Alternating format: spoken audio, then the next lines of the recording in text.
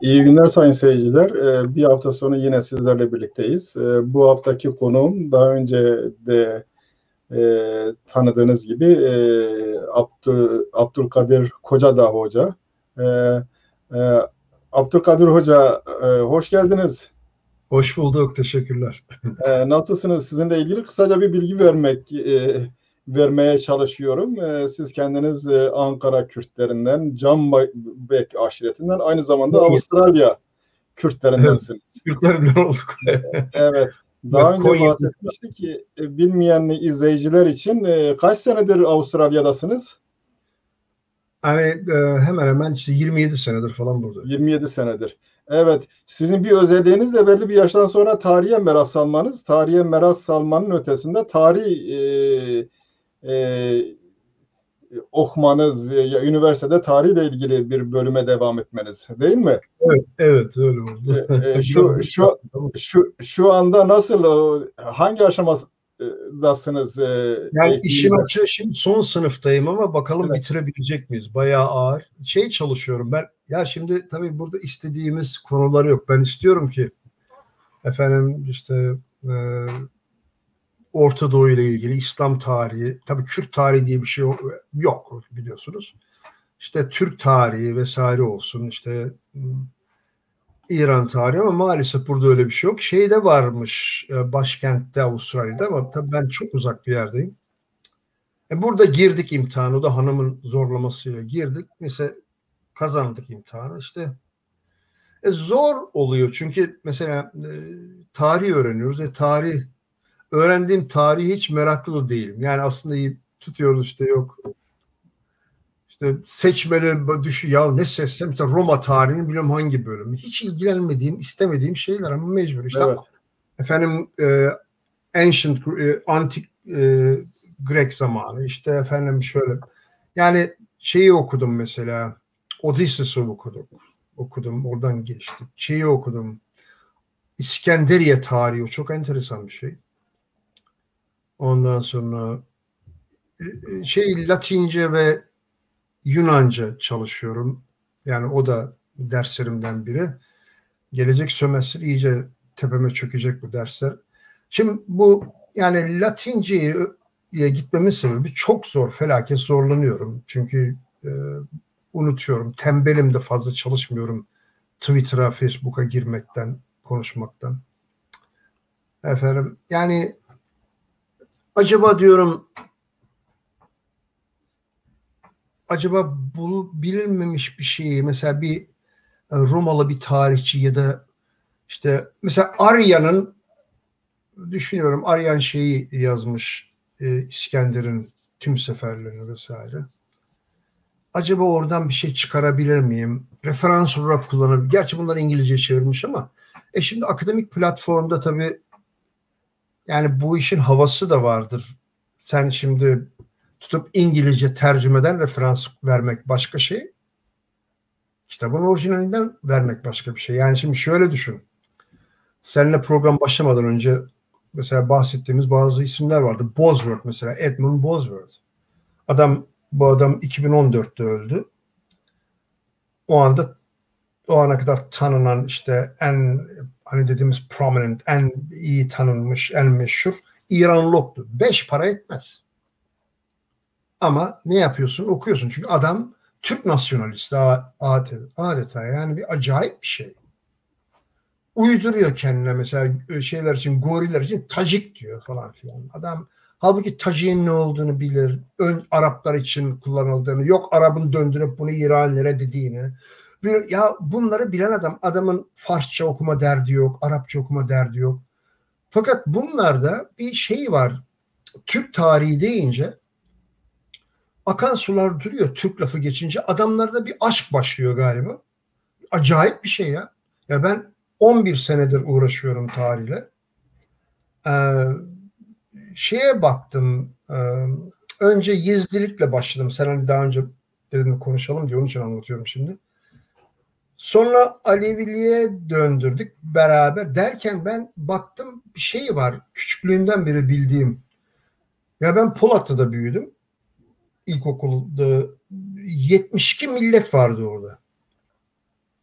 Şimdi adamlar bize Kürt diye hakaret ediyorlardı. Ben ve birkaç kişi vardık daha o zamanlar. Ben çok iyi bilirim onu. Kürdistan'dakiler pek bilmezler bunun ne demek olduğunu. Sadece devleti görürler. Biz orada ithal etnikleri görüyorduk bize hakaret eden. Adam bizim memleketin adamı değil. Bakıyorsun adam dün gelmiş. Ya adamlar Osmanlı'nın hakim olmadığı yerden gelen insanlar var milyonlarca. Muhtelif Çerkez gruplar, Tatarlar, Nogaylar, Terekemeler bilmem neler. Ya Osetler bunlar ne arıyor Anadolu'da, Kürdistan'da? İşte Osmanlı-Rus Savaşı'nın sonuçları. Ha. Ve yani Anadolu'da demografiyi değiştirmişler. Bütün katliamlarda temel rol oynamışlar. Ondan sonra Kürt katliamında da en önemli rolleri bunlar oynuyor. Çerkez, Tatar vesaire. Yani daha tabii bir de Slavlar var. Bunlar hep Osmanlı-Rus savaşları sonucu. Her neyse. Bakıyorum ben ya bunların hiçbiri Türk değil. Biliyorum Türk ne yani ne olabilir, hangisi olabilir. Şivelere bakıyoruz, tiplere bakıyoruz. Adamların ortak kılan tek bir özelliği fark etmiştim daha küçükken. Kürt düşmanı olmaları. Evet. Demek devlet bunları yerleştirirken Haymana civarına işte efendim bütün Konya Ovası'na, Ankara'ya, her tarafa, ülkenin her bir yönüne Kürtleri kötüleyerek yerleştiriyor. Yani o tabii devlet de onu yapabilir. Bir de kendileri ezilmiş topluluklar. Bunu devlet öğretiyor. Devlet böyle öğretmese onlar o cesareti bulamazlar. Evet. Mesela bizim Türk dediklerimizden çok korkuyorlardı. Baskı görmüş topluluklara bakıyorsun. Eğer kendisinden güçlü olan başka bir topluluk tarafından baskıyı görüyorsa onlar da küçümseyeceği, baskılayacağı başka bir topluluk arıyorlar. Benim bunlara hiçbir sempatim de yok. Evet. Ben bunlara karşı sempatik bir takım sosyolojik analizlere de katılmıyorum artık. Evet. Şimdi davranıyorlar. Ben sadece onu biliyorum. Yani ben dost değil, düşman kim ona bakıyorum. Çünkü dost yok. Biz geçerken siz Büyük İskender isminden bahsettiniz. Mesela şöyle sadece dokunarak geçerim. Bu Büyük İskender Kürdistan topraklarından geçiyor. İran'a, Hindistan'a kadar gidiyor. Ondan sonra bütün bölgeyi işgal ediyor. Tabii antik Yunan kültürünün taşıyıcısı, olumlu ve olumsuz etkileri oluyor. Kürdistan'da geçtiğine göre mesela ondan kalan herhangi bir yerleşim biriminin ismi var mı? Ben ilginç bir şekilde olması lazım. Çünkü ben onun bir ara bir okudum. Yalnız benim aradığım konu biraz farklıydı. Yani ben şeyi buldum. Bitlis isminin İskender'in komutanlarından birinin isminden kaynaklandığını. Olabilir. Bir içerisinde var. Evet. Siz şeyden bahsettiniz. Peki bu İskenderiye'nin çok önemli olduğundan bahsettiniz. İskenderiye'nin önemi yani şeydeki Mısır'daki onunla ilgili birkaç şey söyleyebilmek mümkün mü? Şimdi İskender işte buraya geldi. Şöyle söyleyeyim yani hemen kısaca geçelim bunları da. Evet. İstersen. Şimdi İskender bizimkileri işte artık bu şimdiki İskenderun etrafında mı ne ya tam kesin değil, o civarda bir yerde yendi önce. Dara'yı. Yani Darius falan filan değil mi? Dara onun ismi. Zaten Nusaybin'in kuzeybatısında Dara hali var. Suriye'de evet. Suriye değil ya, Nusaybin'in üzerine ne Suriye'si? Öyle mi? Neyse.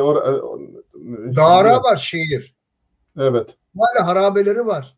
Habire bombalıyorlardır. Tabii bir şey kaldıysa ama var hala. Adına kurulmuş şehir var. Dara'yı şeyde yendi. İskenderun tarafında mı kurdurttu? Öyle bir yerlerde. Ben ben İskender'in gidiş güzergahını daha çok merak ediyordum.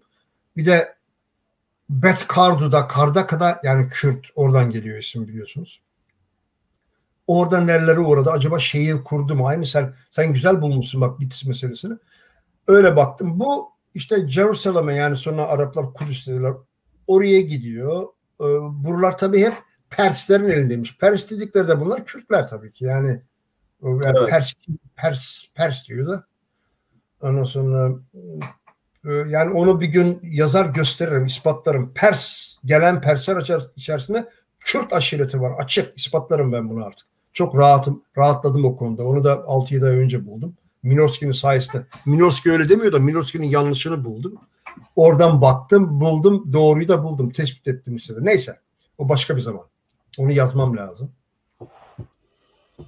Bu şeyden Yahudileri de götürüyorlar. Bunu herhalde Ptolemy yapmıştı galiba. Tam hatırlayamıyorum. Her neyse. Bunun rüyası varmış. İşte Homeros'u görmüş rüyasında. Aynı bu şeyler de arakladılar tabii. Daha sonra bu rüya metaforunu falan habire işte daha sonra bilmem kim de rüya görmüş. Bu da rüyasında bilmem onu bunu görmüş. Neyse yer kuracak işte konuşuyor vesaire. Tam da bu İskenderiye'de. Çok da güzel bir yermiş. Her neyse. Daha sonra bu İskenderiye'yi Ptolemy kurdu ve geliştirdi. Bunun komutanı İskender ölünce Evet. komutanları birbirine düşüyor falan derken ayrılıyorlar her biri bir tarafı. Selüsitler bir tarafta kalıyor bir tanesi. Bu Ptolemy de bu tarafa alıyor bu İskender'in olduğu yeri falan. Burada tabii dünyanın en önemli merkezlerinden birini kuruyor. Hatta öyle bir şey ki hemen hemen neredeyse dünyanın bilim merkezi haline dönüşüyor İskenderiye. Yani böyle bir şey oluyor. Her neyse İskenderiye'de İskender'in hayatının güzergahının incelenmesinde büyük fayda var. Çünkü orada Kardulardan bahsediyor. Kardu Kürt 60 bin kişilik bir ordusundan bahsediyor. Onları yenmiş. Yani Kürtleri. Evet. Ve efendim atlarının süsünden bahsediyor. Yok efendim arabalarından bahsediyor. Lülelerden. Yani bunların hepsini tavsiye ederim. İlgilenenler varsa okusunlar, şey yapsınlar, okusunlar. Bu sayfayı kapatmış olalım, şeye dönelim mi? O zaman şöyle bir başlayalım. Bende tabii bazı notlar var. Din kelimesinin etimolojisinden başlayalım. Nedir din nedir? Etimolojisiyle ilgili herhangi bir şeye rastladınız mı?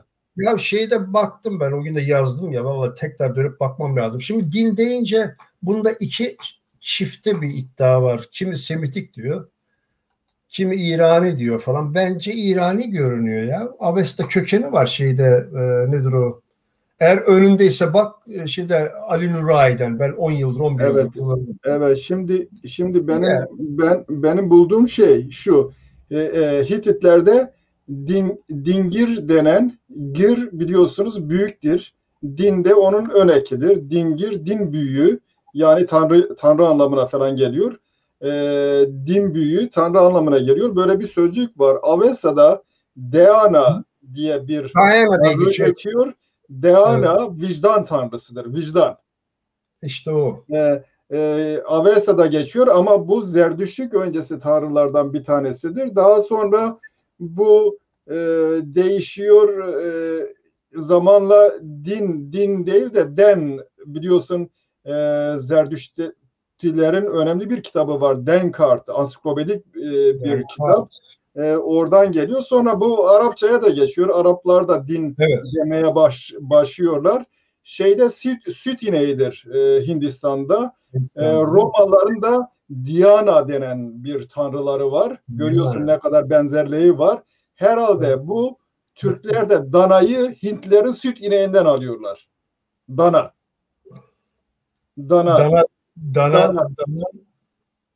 Öyle görünüyor. Dana Türkçe değil ya. Değil işte. Yani Hintlerde süt ineğidir. Oradan alıyorlar. Öyle görünüyor. Türkçe değil. Şimdi ben şunu anlatmak istiyorum. Din yani vicdan. Vicdan nedir? Kişiye özgüdür. Kişiyle kendi inandığı şey arasındaki bir ilişki. Bireysel bir ilişki. Bizim Kürtler mesela din Türkçe'de olduğundan dolayı din sözcüğünü kullanmıyorlar, diyorlar Türkçe olduğunu sanıyorlar, ol diyorlar. Ol'un nereden geldiğini bilmiyorum.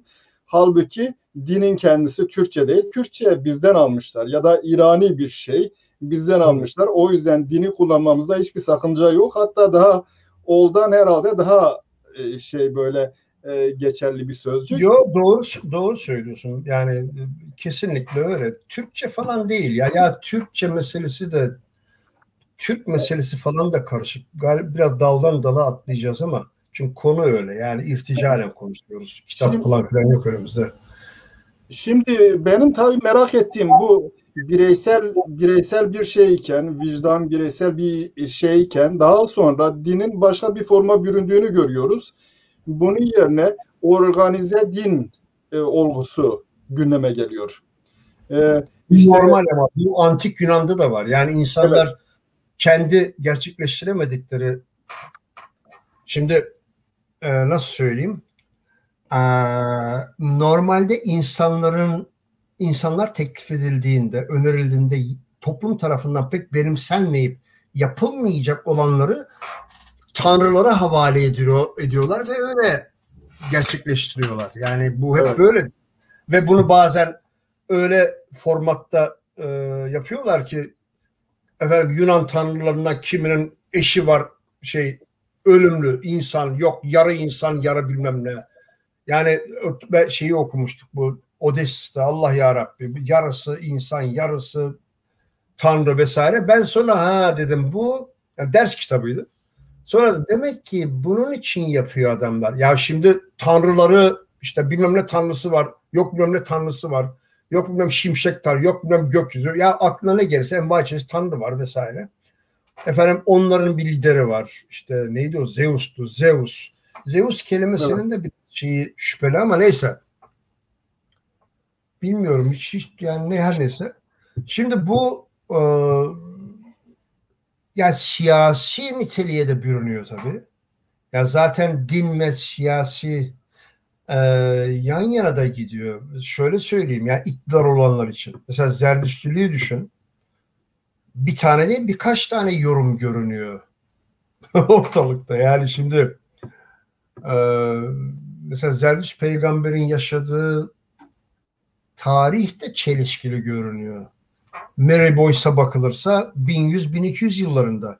Başkasına bakılırsa 500-600 arası falan Buda'yla 3 aşağı 5 yukarı aynı gibi. Yani bu tabii nasıl anlaşılıyor? Bu işte siyasi iktidar bunu nasıl tanıtırsa. Ya şeyi düşünsene işte Kırdır'ı adam baş rahip, Zerdüşt'ü baş rahibi. Adam mani peygamberi öldürttürdü ya.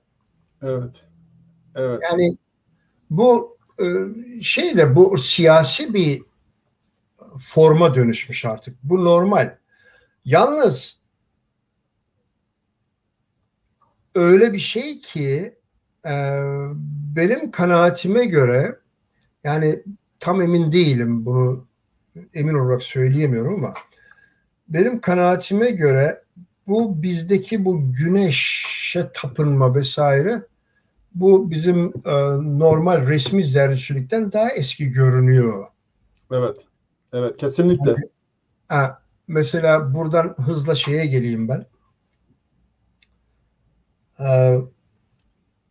Bu bizim antik Kürt inançlarına. Şimdi bu niye buraya gelmek istiyoruz ısrarla? Yezidilik ve şu anda Alevilik olarak yanlışlıkla adlandırılan bu R ya da daha önce neydi bilmiyorum. Yani şöyle söyleyeyim şimdi bu R hak deniyor. Ben bu hak işinin falan sonradan girdiğine eminim. Yani Ya tabii o şey mani peygamber döneminde ilk defa kullanılıyor hak ama vallahi bence bunun evet. maniyle falan da alakası yok. Bu çok sonra bu sufilerle alakalı bence. Yanlış Yo, olabilirim. hak manide kesim var. Aynı hak kavramının Yunanca karşılığı da var, Süryanice karşılığı da var ama muhtemelen Arapçadan almış olabilirler. Ama o iki tane küyle yazılıyor. Hak o dönemdeki. Daha sonra tabii şeyde Sufilikte bu daha değişik biçimler falan alıyor. Daha değişik anlamlar yükleniyor. Ben bu din meselesini bitirmeden önce biliyorsunuz Behtinan ismi Veh iyidir. Dindir zaten. Behtinan ismi de şeyden Veh dininden alınma olduğunu e, belirteyim. Sanıyorum siz yazmıştınız ya da başka birileri yazmıştı. Ayrıca önemli Behtinan bölgesinde önemli Zerdüşt tapınakları falan da bulunmakta. E, Öyle mi? Ne anlama geliyormuş be Vehdin ve biliyorsunuz ne? Vehdin iyi din. İyi din. iyi din anlamına. Yani benim bu konularda biraz çekincelerim var. Bu Kürdi lisanlarda, lehçelerde kelime içerisinde mevcut olan bu Arabi H'nin bizde olmadığını düşünüyorum. Yani zaten o sebepledir ki biz mir diyoruz ki bunu Arabi emirle karıştırmışlar. Yani Yezidi Mir'i Tahsin Bey bile belki öyle zannediyordu. Halbuki Mir dediği o işte Mitra'dır o. Bu şeyde Parça'da Mehir diye geçiyor. Öyle yazılmış. Ermenice'de diye de öyle yazılmış. Ermenice dedi zaten parça. Ermenice çok enteresan, kendi başlı başına bir konu çünkü bu Ermeni vesaire falan. Çingeneler var işin içerisinde. Romanlar diyelim veya Çingene deniyordu onlara. Veya Hindular diyelim vesaire. Tamamen farklı bir hadise o. Yani bu Hristiyanlık öncesi Ermenilik diye bildiğimiz şey yok. Öyle bir şey yok. Armeniye diye bir bölge var ve orada Kürtler yaşıyor. Yani işte adam Part zaten bunu yani Part kralı, Part neyse işte onlar o. Yani Kürtlere de gelen giden o, öbürü de o. Yani hep aynı bunlar. O sırada harmanlanıyorlar. Her neyse. Ben biraz bu H işine biraz bakıyorum. Yani yanlış da olabilirim ama çünkü lisanı pek bilmediğim için Kürtçeyi. Fakat mecburen inceliyoruz, bu etimolojik söylemeye falan bakıyoruz. Yani başa H geliyor da bol miktarda. Mesela Ahmadan Hamadan olabilir. Biz mesela Ahmet demeyiz. Biz Hammo deriz. Evet. Bu bizim bu kelimenin önüne H getirmemizle alakalı ve orada söyleyemiyoruz. Bu sonra Ahmi, Mahmi denilen şeylerin hepsi uydurmadır. Arapçanın baskısıyla. Hammo denir. Anlatabiliyor muyum? Yani biz bu nickname olarak Hammo dersin, Hamad dersin, Hamit dersin, Hamit dersin falan filan. Her neyse. Şimdi ben o konuda bilemiyorum. Yani Behtinan değil de bana Badinan gibi geliyor. Onu bugün Twitter'da tartıştık. Tam kestiremiyorum onu. Badinan. Badin o. Şimdi ama W B'ye dönüşebiliyor. Neyse o çok önemli değil. W B'ye dönüşüyor da kim dönüştürüyor onu? Mesele o. Şimdi bunlar tabii hemen bu böyle dönüşüyor demeyle olmuyor. Mesela ben şöyle söyleyeyim. Şimdi ben Kürtçe kelimelerdeki bazı V'nin B'ye dönüştürüldüğünü Arabi transkripsiyonda fark ettim. Bu açık belli. Ve o yüzden de zaten Davin isminin Kürtçe olduğuna hükmettim. Minorski'ye kalırsa efendim Ermenistan'ın bilmemesiymiş. Yok değil. Ermenice de değil kelime. Davin sırıtıyor. İn. Bu inler genelde Kürttür. Anlatabiliyor muyum? Ya mastar ekidir. Kuşten. İşte runuşten. Yok hep in koy fiillerde. Bir de ayrıyeten kelime yapım eki de var. İn çok önemli bu. Kelime yapılır. O da tabii isimden kelime yapılır. Bu da tamamen farklı bir gramatik şeydir bu. Hususiyettir. Şimdi akademik Kürtçe bilen yok. Başımızda büyük bir bela bu. Bildiğini sanan çok, bilen yok. Yani ben görmedim daha. Bir kelimenin etimolojisini çıkaramıyoruz. Niye? Çünkü bilen yok. Yani çok gelip mesela bana hava atan habire yazıyorlar. Ya anlamıyorum kardeşim diyorum. Vay nasıl konuşmazsın diyor. Kızıyor gidiyor falan. Ya iyi de şimdi iyi Kürtçe bilmek tabii çok güzel. Aman Kurmancı, Zazaca bilin de yalnız biraz da akademik lazım. Anlamıyoruz. Mesela diyorum ki ben bu davarın diyorum arı nedir? Bu dava ne yüklüyor? Veya davinin ini dava ne yüklüyor? Bu dav nedir? Cevap yok. Yani ondan sonra çok iyi Kürtçe bilenler yok oluyor ortada. Bizim gibi amatörler kalıyor. Biz de işin içerisinden tam çıkamıyoruz tabii.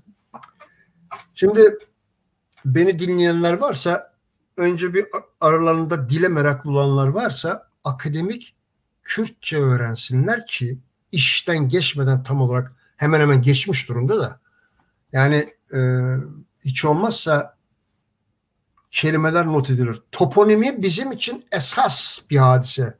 Kürtçe toponimi yani yer ismi.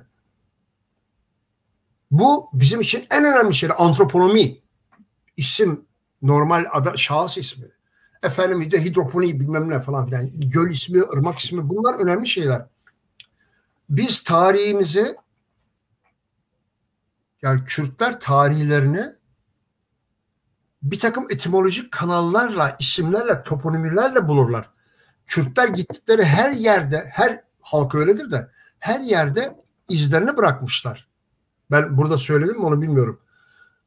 Timur tarihinde, Zafername'de Nizamettin Şami, adam Timur'un 1403'te İzmir seferini yazıyor. Orada köy isimleri kaydetmiş. Ben de onları da 200 sene önce öğrendim. Baktım Ster. Gabar mı ararsın, Ster mi ararsın, Lolo Roman mı ararsın? Şaşırıp kaldım. Şimdi bunu tercüme eden adam, Farsçadan adam ölmüş tabii tercüme.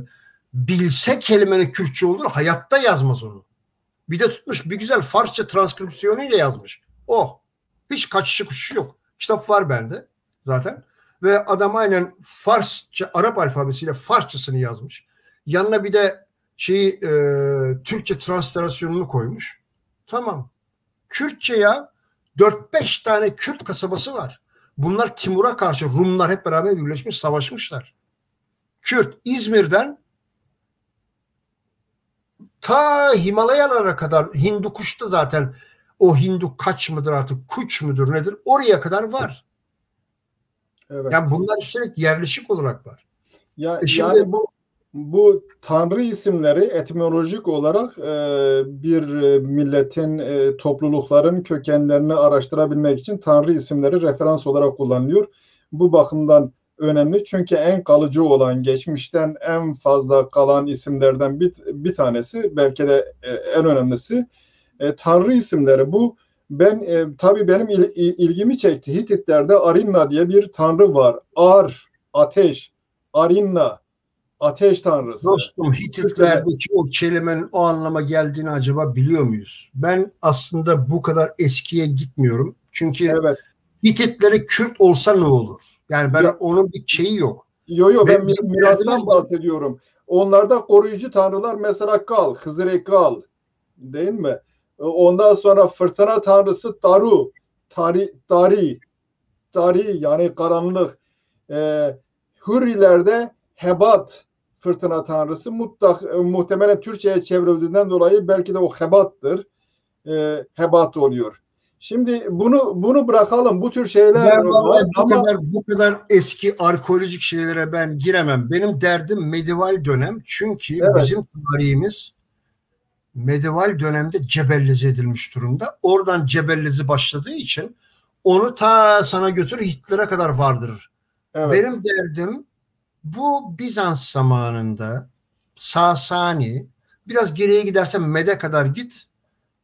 Med'den itibaren gel. Benim çalışma alanlarım bunlar. Asıl biz o zaman oradan girelim. Buyurun. Yani ben yoksa Hitit falan filan, vallahi benim böyle bunlarla işim yok. Bunları konuşmak için arkeolojiyle özel olarak uğraşmak lazım. Ben arkeolog da değilim. Arkeoloji de okumadığım için bilmiyorum. Bir tane sözlüğü alıp da o sözlükten bakıp konuşamam da. Çünkü okumak lazım çok detaylı. Şimdi ben mesela sana Hızır konusunda şu anda bazı şeyler söyleyebilirim. Hızır ne arıyor üzerine biraz ahkam kesebilirim. Yani net olmayabilir bu söylediklerim ama onu bir tarihi konteksti içerisine oturtmak mümkün. Çünkü bunun İlkan tarihiyle, Moğollarla bağlantısı var. Çok eskisine bile gitmeye gerek yok daha. Yani nasıl bir bağlantı buldunuz?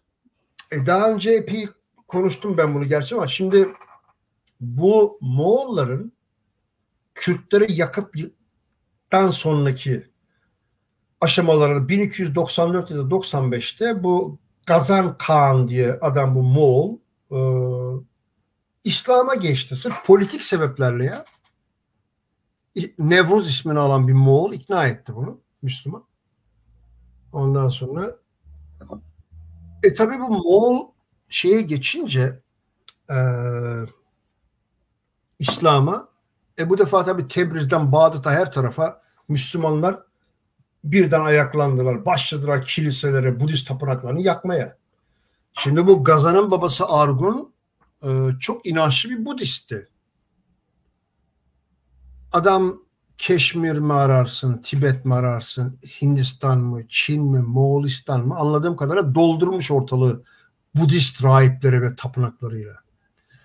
Şimdi Müslümanlar bunları yıkıp yıkmaya başlayınca Gazan'ın bacıları gidiyor, yalvar yakar, onlar demek hala değiştirmemişler fikirlerini.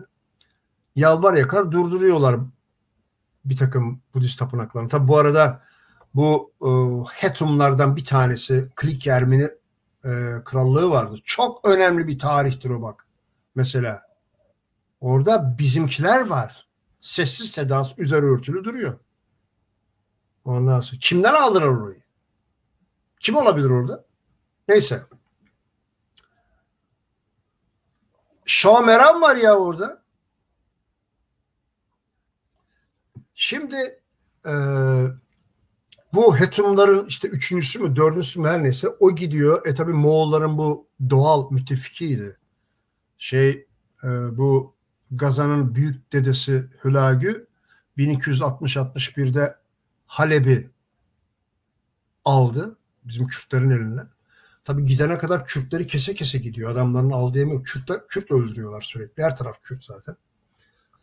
Orayı bir yaktı yıktılar. Daha sonra bu Klikya kralının o birinci Hetum muydu, o ikinci Hetum muydu her ne? O ve Franklara onların şerefine ikinci bir yağmalama hadisesi oldu. Ve oradaki meşhur bir sanat şaheseri camiyi de yerle bir ettiler, yaktılar falan filan.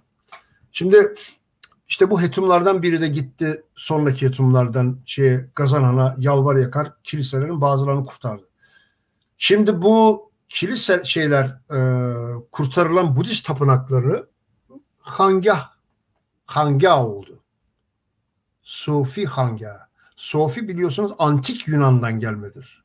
Bilgi demektir. Sokrat'ın kendisi zaten Sufiydi ve bunların hepsi de İşte pedofilidir. Çocuklara tecavüz ederler falan filan, erkek çocuklara. Aynı gelenek devam etmiştir bu Sufi Hangahlarında da genel olarak. Neyse şimdi bu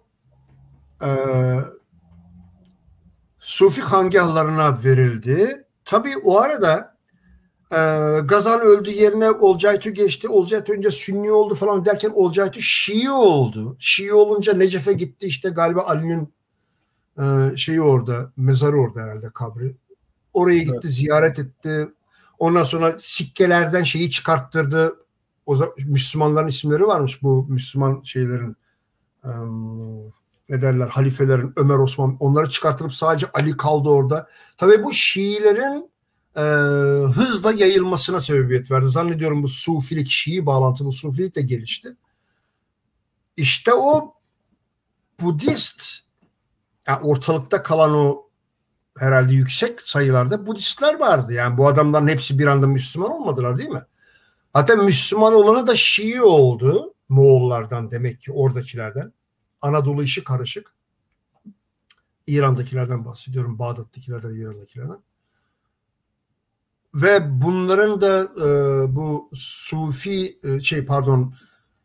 ne derler, neydi o? Budist bütün rahipler falan da sana oldu birer herhalde Sufi. Şimdi bunların etkilemiş olmaması imkansız bizim Aleviliği. Şimdi ben şöyle daha önce konuştuk mu bu konuyu buradayken, yoksa başka bir yerde mi konuştum hatırlamıyorum. Epey bir programa çıktım da burada ikinci galiba. Yani karıştırmış olabilirim belki, kusura bakma. Şimdi daha önce bu Yezdilik'teki, hadi Yezdilik'te deniyor işte şeytana tapıyorlar falan filan diye. Burada bir terslik var, evvela onu söyleyeyim de. Daha sonra ben bu Alevilikte ve Yezdilik'te dualizm olduğunu iddia edeceğim. Tek tanrılı din değil o, dualistiktir o. Ben sonradan fark ettim onu. Gerçi dünyada bunu bir tek ben savunuyorum şimdi de. Martin Van Buren falan kabul etmedi. Bana önerdi. Krahenbrock'u okumamı önerdi. Ben de ona dedim, ben onu 12 sene önce okumuştum ilk başladığımda dedim. Neyse. Şimdi dualistik düşünce hakim burada, fakat yalpalamalar var. Şimdi Hızır da, biz oraya geçmeden önce bu Moğollarla ilgili bazı şeyleri açmak istiyorum. Yani Ben dün daha bir şeyler yazdım bu Büveyoğulları'yla ilgili. Büveyoğulları Moğollar öncesine, daha doğrusu Selçuklar öncesine denk geliyor. Evet. Tekabül ediyor. Büveyoğulları'nın politikası aslında Şii falan diyorlar, Zahidi. Şimdi Doğru bak, düzgün, onlar büvey oğulları falan değil. Onlar büveyi. Oğulları evet, lafını kaldır, kullanma. O Türklerin uydurduğu, Türkleştirmek için uydurdukları bir terimdir. evet. Karaman oğlu değil. Öyle bir şey yazmıyor. Karaman. Karaman, evet. Büveyler. Ha, Büveyler zaten diyorlar şeyden geçmişler. Pagan ne demek? Mitracı demektir. Mitracılıktan geçmişler. Ama mesela merkezde Hristiyanlara yer veriyor. Veziri Hristiyandır. Şeyi halifeliği kaldırmıyor, Sünni halifeliği. Çünkü Mısır'da Fatimiler var, Şiidir evet. falan. Onlara karşı denge oluşturabilmek için. Müslümanlar Şiraz'da Zerdüştilere saldırdığı zaman onlara sert tedbirler uyguluyor ve onları cezalandırıyor. Hmm. İsfahan'da Sünniler Şiilere saldırdığı zaman bunu engelliyor. Hatta bunları şey yapıyor da bunlara da belli cezalar falan veriyor. Yani böyle bir denge politikası izliyor. Tam layık diyeceğimiz bir durum söz konusu. Daha sonra isterseniz Selçuklara geçelim. Selçuklar geldiğinde zaten o Selçuklar meselesiyle ilgili sizler de yazmıştınız. Sanıyorum bu Büyük Selçuklu'nun kurucuları olan ailenin kökeni belli değil, değil mi? Yahudi görünüyor gerçi ama. Yahudi, bütün aile Yani isimleri şimdi Yahudi o ismi. şundan dolayı Yahudi görünüyor. Şimdi bunu tabii tarih kontekstine bakıldığında bende yaptığı çağrışımı, tabii benim gibi düşünenler de var. Benden önce bunu düşünmüş olanlar var yani. Ben bunu ilk ben düşünmüş değilim. Benden 100 sene önce düşünen de var. Şimdi şeyde bunların yukarıda bir Hazar gibi bir isimle anılan, hep Evet, karışık işler bunlar. evet. Bu kadar Türk beyliği, adamlar Türk mü değil mi meçhul, Türk deniyor da ya Asya'yık ama belki Tungus'tur, belki Moğol'dur, bilinmiyor. Herkese Türk oluyor. Şimdi Türk diyelim artık, öyle deniyor ya, neyse artık Ama bizim zaten bunlar Kirman'da ortaya çıkıyorlar aile olarak. yok Asimile yok daha olmuşlar. önce, yok Kirman'da falan değil. Daha öncesi var onun. Ne Kirman'ı ya? Adam 1040'ta Dandanakan'da ta Gazze'nin orada şeyi yendi. Hayır, Mesud'u yendi. o daha sonra oraya gidiyor. Oraya gidiyor. Dandekan'da savaşıyorlar. O ayrı bir şey ama şunu anlatmak istiyorum. Bunlar asimile olmuşlar. Ne olursa olsun Farslaşmışlar. Dur daha oraya gelme. Dur, sen kökenini Ha. sordun. Daha dur. Daha oraya gelmedik. Daha Dandanakan'a gelmedik. Acele etme. Şimdi e, bunlar kuzeyden geliyorlar. Bu yani şeye göre, yazılış çizilişe göre bunlar sanki o Yahudi hanedan, o Türk hanedanı, hanedan Yahudiymiş. Ona çalışan bir toplu bir şey nedir adı? Dukak mı, dakuk mu, her neyse. Bir yer onun etimolojisini yapmıştık ama bilmiyorum vallahi. Sanki Kürtçe gibi çıkmıştı ama neyse. Şimdi bunlar her ne sebeple güneye doğru iniyorlar. Horasan'a doğru, daha doğrusu Gazze. İşte orada Mahmut var. Bu köle Sapık Tekin'in oğlu. Ondan sonra adamların isimleri şimdi şeyden gelince tabii Yahudi hanedanlığına çalışırken gelince İsrail, Mikail, Musa gibi isimler olunca içerisinde şimdi tabii insan düşünüyor, bunlar herhalde Yahudi diyorsun. Gerçi bu isimler İslamiyet'te yok değil, var. Var ama Davut, Musa, İsrail, Mikail. Şimdi birader bu kadar da olmaz ki. Ha diyorsun, demek ki bunlar Yahudiydi. Tamam. Şimdi bunlar geliyorlar. Uzun hikaye, bu Gazneli Mahmut korkuyor, birden başına bela, bu İsrail'i hapse attırıyor vesaire. Şimdi bunların çocuklarında değişik isimler var. Tuğrul diye bir isim çıkıyor ortaya. Birden o Davut bilmem neden sana oluyor birdenbire Türkçe bir isim. Allah Allah. Alp Arslan oluyor. Alp Türkçe deniyor. Arslan kelimesi çok karışık bir kelime. Ben artık onun Türkçe ve Moğolca olmadığını düşünüyorum ama Tabii bunu ilk ben iddia ediyorum. Yanlış olabilirim. Daha bilmiyorum. Tam çalışamıyorum. Bir terslik var orada. Ondan sonra neyse hadi Türkçe diyelim orada. İşte çağrı diyor. Yok daha sonra bu Alparslan'ın çocuğu var. Berk Yaruk falan. Bunlar Türkçe kelimeler. Gerçi Melik Şah gibi tuhaf bir isim var. Melik diye. Bu neyin nesidir? Acaba doğru mu o isim? Yanlış mı yazıldı, kaydedildi bilinmez. Melik diye bir isim neden koysun? Şah varken bilmiyoruz tabii, o zaman belki de adam haklıydı. Her neyse. Tabii bu arada şunu da belirteyim. Alparslan'ın Mihail Psellus tarafından Kronografya'da Kürt ve Pers Sultanı diye yazıldığını da söyleyeyim bu arada. Evet. Yani Kürt ve Pers Sultanı. Tabii sadece öyle yazıyor. Nerede dediniz yazıyor? Psellus ya. Michael Psellus meşhur Kronografyasında. Michael. Ben okudum kitabı. Tabii notu aldım, o Psellus. duruyor.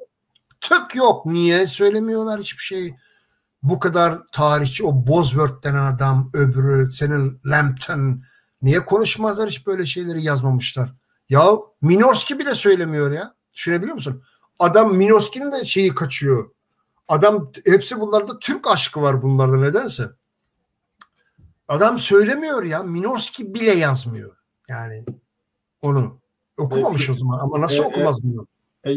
Millet genellikle Türkler tarihe çok önem veriyor.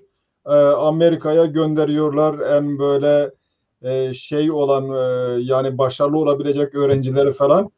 Yok. Onlar o başarılı falan hikaye onlar. Onlarda başarı yok da mesele ne? Demin ben programdan önce konuşuyorduk ya. Şimdi Türkiye Cumhuriyeti, hemen Evet. burayı da konuşalım, tekrar konuya dönelim. Türkiye Cumhuriyeti senede 50 tane mi 5.000 tane mi meçhul tarih sempozyumu toplar. Evet. Ben o yüzden tuhafıma gider. Sonra bunun tek amacı olduğunu anladım. Yani ayının 40 türküsü vardır. 40'ı da armut üzerineymiş.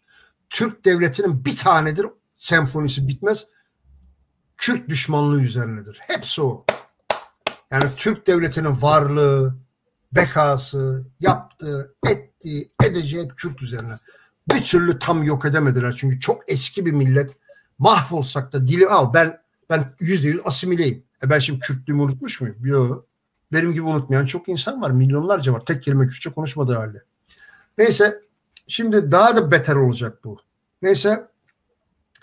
Şimdi adam işte efendim Kahramanmaraş'ın kurtuluşu. Yok efendim Aydın'ın bilmem ne kazasının kurtuluşu. Belediyeler düzenler. Sonra para sorunu yok. Burada garanti edilmesi gereken, bu sempozyumlardan alınması gereken kendi planlarına göre tek sonuç var düzenlenmiş. Kürt lafı geçmeyecek. Geçirilmeyecek. Konuşulmayacak.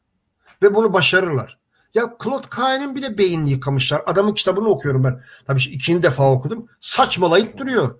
Efendim dünyanın en meşhur şeyidir bu. Selçukoluğudur, Anadolu. Zırvalıyor. Ben onun kitabını çatır çatır çürütürüm. Şimdi ukala konuştuğuma bakmayın ama doğru söylüyorum. Adam çimen kelimesine bile Türkçe diyor ya. Ya bu adam evet. Farsça biliyor ya. Evet. Şöyle baştan girerken ben şuraya gelmek istiyordum. Yani organize din bir norm oluşturma ihtiyacından doğuyor. Ama daha sonra sınıflar var, din sınıfı var, yönetici sınıf var. Bunlar kendilerine göre siyaseti etkilemeye başlıyorlar. Ya siyaset dini biçimlendirmeye başlıyor ya da din sınıfı siyaseti biçimlendirmeye başlıyor. Karşılıklı İçe girer. Şimdi dolayısıyla biz bu devletler dönemine geçtiğimiz zaman devletle din ilişkileri, burada halkın dini belirleme konusunda herhangi bir ne yetkisi ne etkisi var. Güçlü olanlar kendilerine göre normları oluşturuyorlar, düzenleme yapıyorlar. Biz Selçuklar dönemine geldiğimiz zaman Selçukların son derece Büveyoğulları devletini yıkarak zaten bunlar Büveylere yıkarak iktidara geldiler. Ama bunlar son derece dindar şeyi diyorlar. Yani sultanlıkla din aynı şeyin, madalyonun iki yüzü gibidir. Zaten adam Şiiler için kafir diyor Alparslan. Yani bir de soyadlarında duala yani devlet ve din var. Alparslan'ın soyadı din al duala hepsinin öyle şeyi Ya, var. din hepsinde var canım. Bizim Selahattin iki de dinde. Salah al-Din. Bu bütün Evet, Salah Arap, al-Din Arap de var. olmayanların, bütün Arap olmayanlarda bu Evet. şeyler, bunu da ben sağ olsun bizim bir arkadaştan öğrendim. Kendim bilmiyordum. Kendisi de hocam dedi, bu dedi bunların hepsi de şeydir. Arap olmayanlar da alırlar dedi. Dönmeler. Salah al-Din, bilmem ne din. İşte Necat bilmem ne din, al sana din vesaire. Burada mesele şu, yani Selçuklular çok Ortodoks, Sünni Hanefi Müslüman idiler. Evet. Şimdi Türk tarihinde Türk tarihçiliği şöyledir. İşine geldiği yerde en Ortodoks Müslüman, işine geldiği yerde Alevi Türkmen falan. Türk'ten Alevi olmaz. M-A-Z, O-L, M-A-Z. Türk'ten Alevi olmaz. Yok. Kendine Aleviyim diyenler, konuyu bu tarafa alalım. Kendine Türkmen Aleviyim diyenlerin ezici çoğunluğu Kürttür. Aynı bu utanmaz Divrililer gibi. Bizim orada, tamam mı?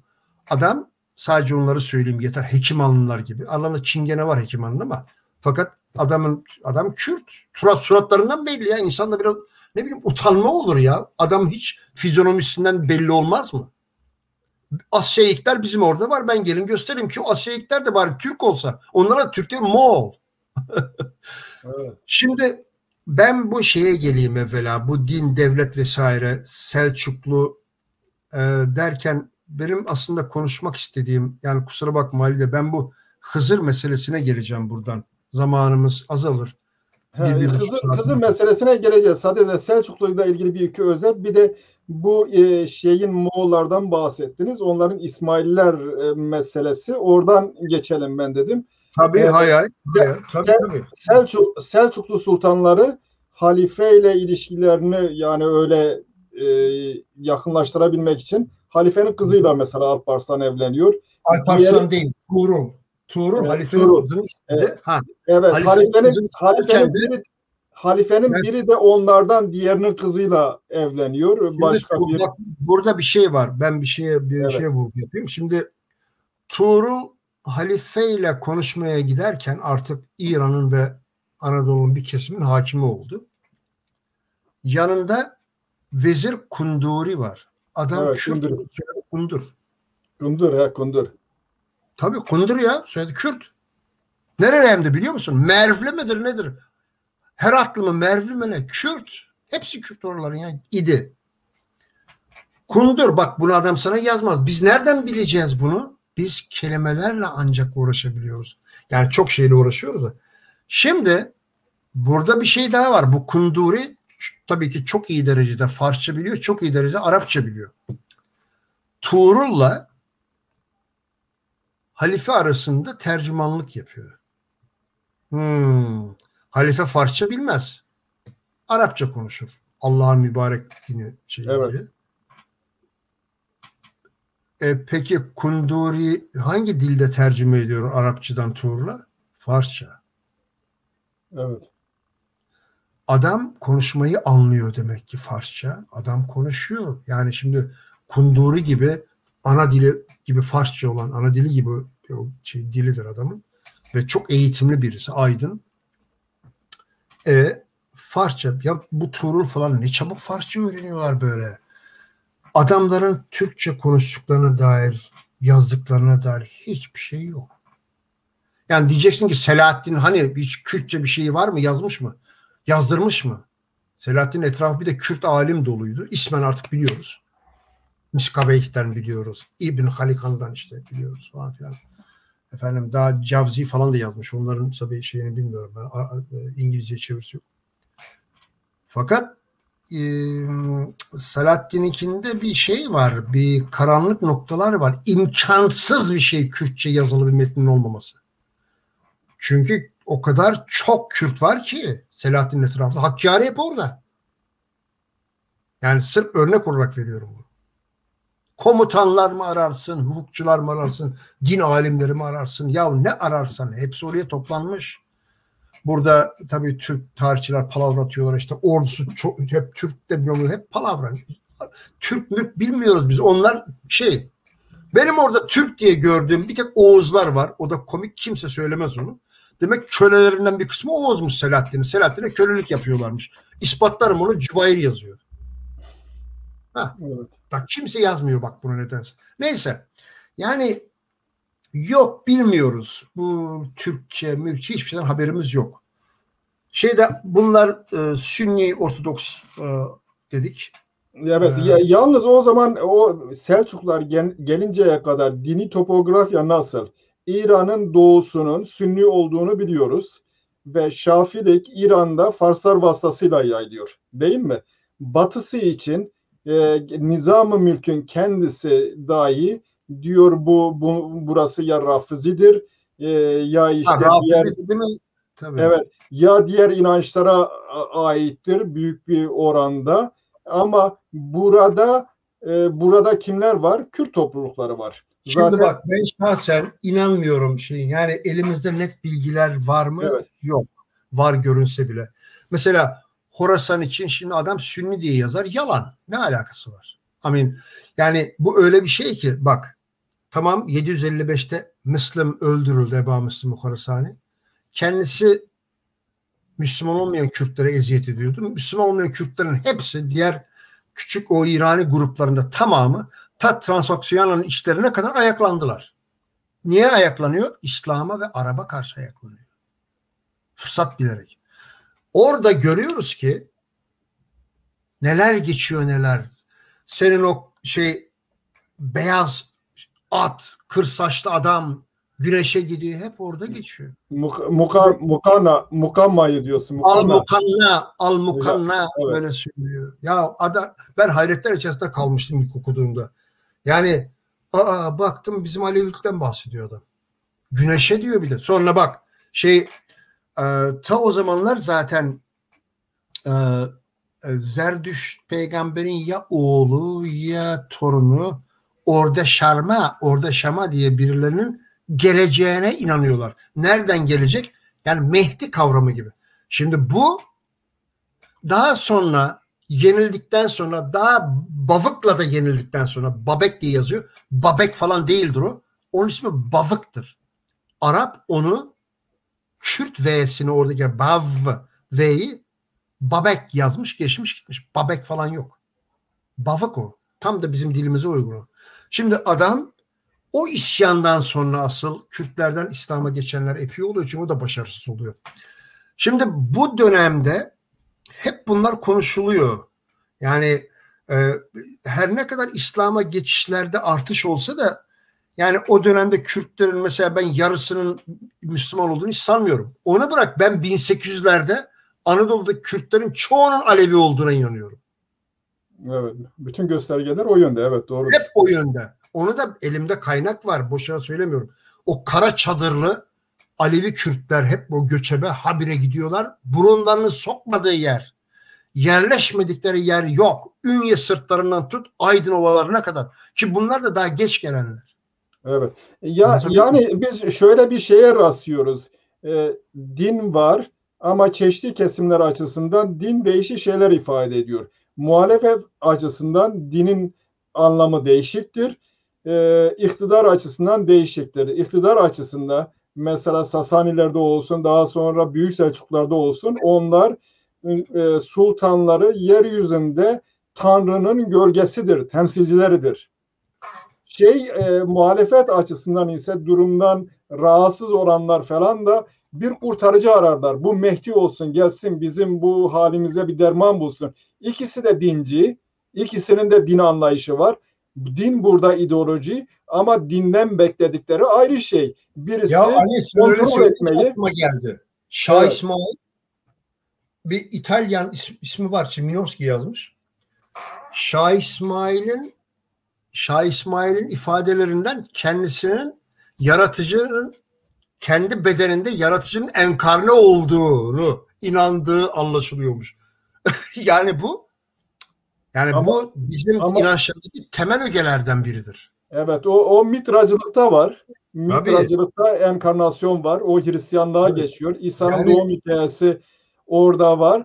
Yani düşün bu. Biraz önce bahsettim, Platon'da da var. Platon'da iki tane tinden bahseder.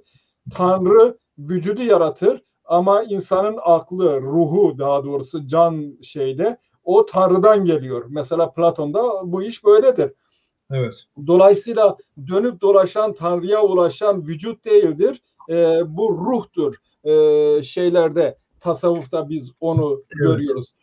Bu Moğollara geldik. Moğollar büyük bir katliam gerçekleştiriyorlar. En fazla katlettikleri de İsmaililer. 1 milyondan fazla insan Rey kentinde 700 ile 1,3 milyon arasında insan toplanıyor, katlediyorlar.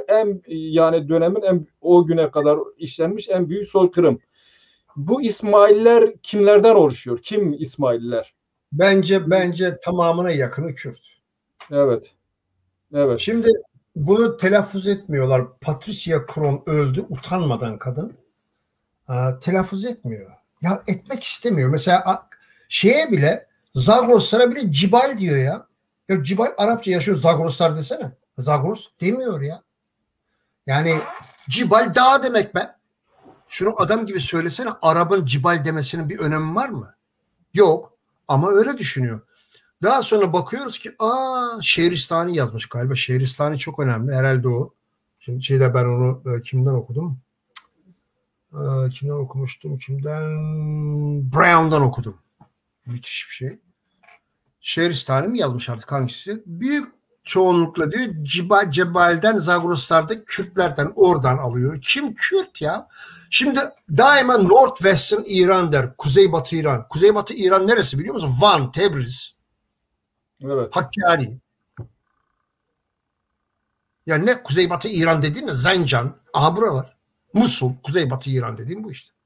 Yani bu hat hep bizim Kürtlerin olduğu yer. Şimdi Atropatene yani Azerbaycan, sonra Azerbaycan'a değiştirildi bu. Döndürüldü Azerbaycan. Şimdi İsmaililik şimdi Mönke Kağan Moğol kardeşi Hülagu'yu gönderirken diyor ki orada diyor Kürtleri, Lorları ve İsmailleri diyor halledeceksin diyor. Üçü de Kürt. Lurları Kürt kabul etmiyor artık. Yani etmemiş Minorski. O yüzden bir de tabii Lorlar tamamen Şii galiba. Onlar artık kendilerini o Kürt kategorisinden çıkarmışlar falan. Ondan sonra yani İsmail'in çoğu Kürt. Yani ya size ben bir şey söyleyeyim mi? Bu Nusayri'yi kuran da Kürttür herhalde büyük ihtimalle. Öyle görünüyor, evet. Tabii. Evet. Zaten öyledir o. Çünkü Fars diye geçiyor. Bu Fars nedir? Yani Emeviler döneminde büyük bir topluluk Sincar'dan bugün Suriye'nin batısı denilen bölgeye sürgün ediliyor. O kayıtlıdır. Evet. Bizimkiler ya. Yani bu şimdi öyle bir şey ki daha sonra tabii Arapçaya geçişler. Oradaki Araplarla kaynaşmalar. Bulgarlar var orada vesaire. Yani adam bu emirle geliyor ve emri de yerine getiriyor. Adamın yolculuğu 3 yıl 8 ay sürüyor ya. Süpüre geliyorlar adamlar. Yani gelirlerken tabii bunlar artık hep İrani geçer orada, Pers. Onların tabii Kürtleri Merv'de kalan hep süpürüyor, asker yapıyor kendisine. Yoksa sırf Moğol değil ki bu. Moğol, o kadar Moğol. Bu geliyor. Toparlaya Kürtleri de diğer İranlıları da geliyorlar. Ondan sonra adam dedim ya 1261'de 60'ta Halep'e giderken Hakkari ve Botan'dan geçiyor. Öldüre gidiyor. Yazıyorlar ya. Acımasızca öldürüyorlar diyor. Kürtleri diyor adamlar. Öldür ama her tarafta Kürt var. Yani hangisi tabi burada daha çok bizim zannediyorum tabi Hamadan'dan batıya doğru Azerbaycan'a. Mesela adam geliyor yerleşiyor. Yaptıkları ilk iş daha yazıyor bunu. Strange Guy L. Strange yazıyor. 100 tane Kürt köyünü boşaltıyorlar ya. Ya kayıtlı 1200 yılları 1290'da mı Tebriz etrafındaki. Moğolları yerleştiriyorlar. Yani adam habire Kürtlerle çünkü ortalık Kürt. Neyse yani o konuda başarı sağlıyorlar tabii. İsmailleri hep öldürdüler, yok ettiler. Orada tabii yok edilmek istenen, İsmailleri yok etmek istemelerinin çeşitli sebepleri vardır. Kazvini falan gidip gammazlıyordu. İşte bu Nasturi şeyler, kendileri de Kürt ya. Onlar ve Ermeniler gidip Kürtleri gammazlıyor tabii. Bunlar haydut falan filan. Halbuki Kürtlerin hepsi haydut falan değil ki. Adam bölgesinde bir aşiretten haydut varsa bütün Kürtlere haydut diyor. Yani aynı Fars Sünniler özellikle İsmailleri Moğollara gambazlıyorlar. Moğolların onları ortadan kaldırması için Kazvini gitti ya. Kazvini yaptırdı bunları. Evet. Moğollara söyleyen o. Bu Kürtler İsmail ve adamlar ve şeyin bu yani bu Müslüman olanların, o İranlıların, Kürtlerin derdi İsmaili olarak. Adam Müslüman değil, ondan gıcık oluyor. Evet. Onların bir özelliği var tabii, Mitracılıkta olan, Budizm'de de var da bu ruhun 7 aşamada Mitracılıkta işte gidip değişik gezegenlerde dolaşıp temizlenerek döneceği var. Evet. Bu Sufiliğe biliyorsun insanı kamil olarak geçiyor. Aslında Budistlikte de karma denen onların şeyi var. Budist de kendisi Aryan'dır, Buda'nın kendisi. Kendi işi gücünü, prensliğini bırakıyor. Halka yardım için böyle sokaklara, yollara düşüyor. Şimdi orada dostum, karma var.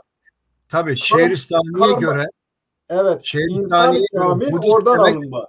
Ben bir şey söyleyeyim şimdi dinleyiciler için. Şehristani'ye göre Budist hakikat yolunu arayana deniyor. Evet. Hakikatin yolunu. Evet. Hakikat ne? İşte yaratanın yolunu, bilmem neye ya. Ve bu da dünyaya 7 defa gelmişmiş.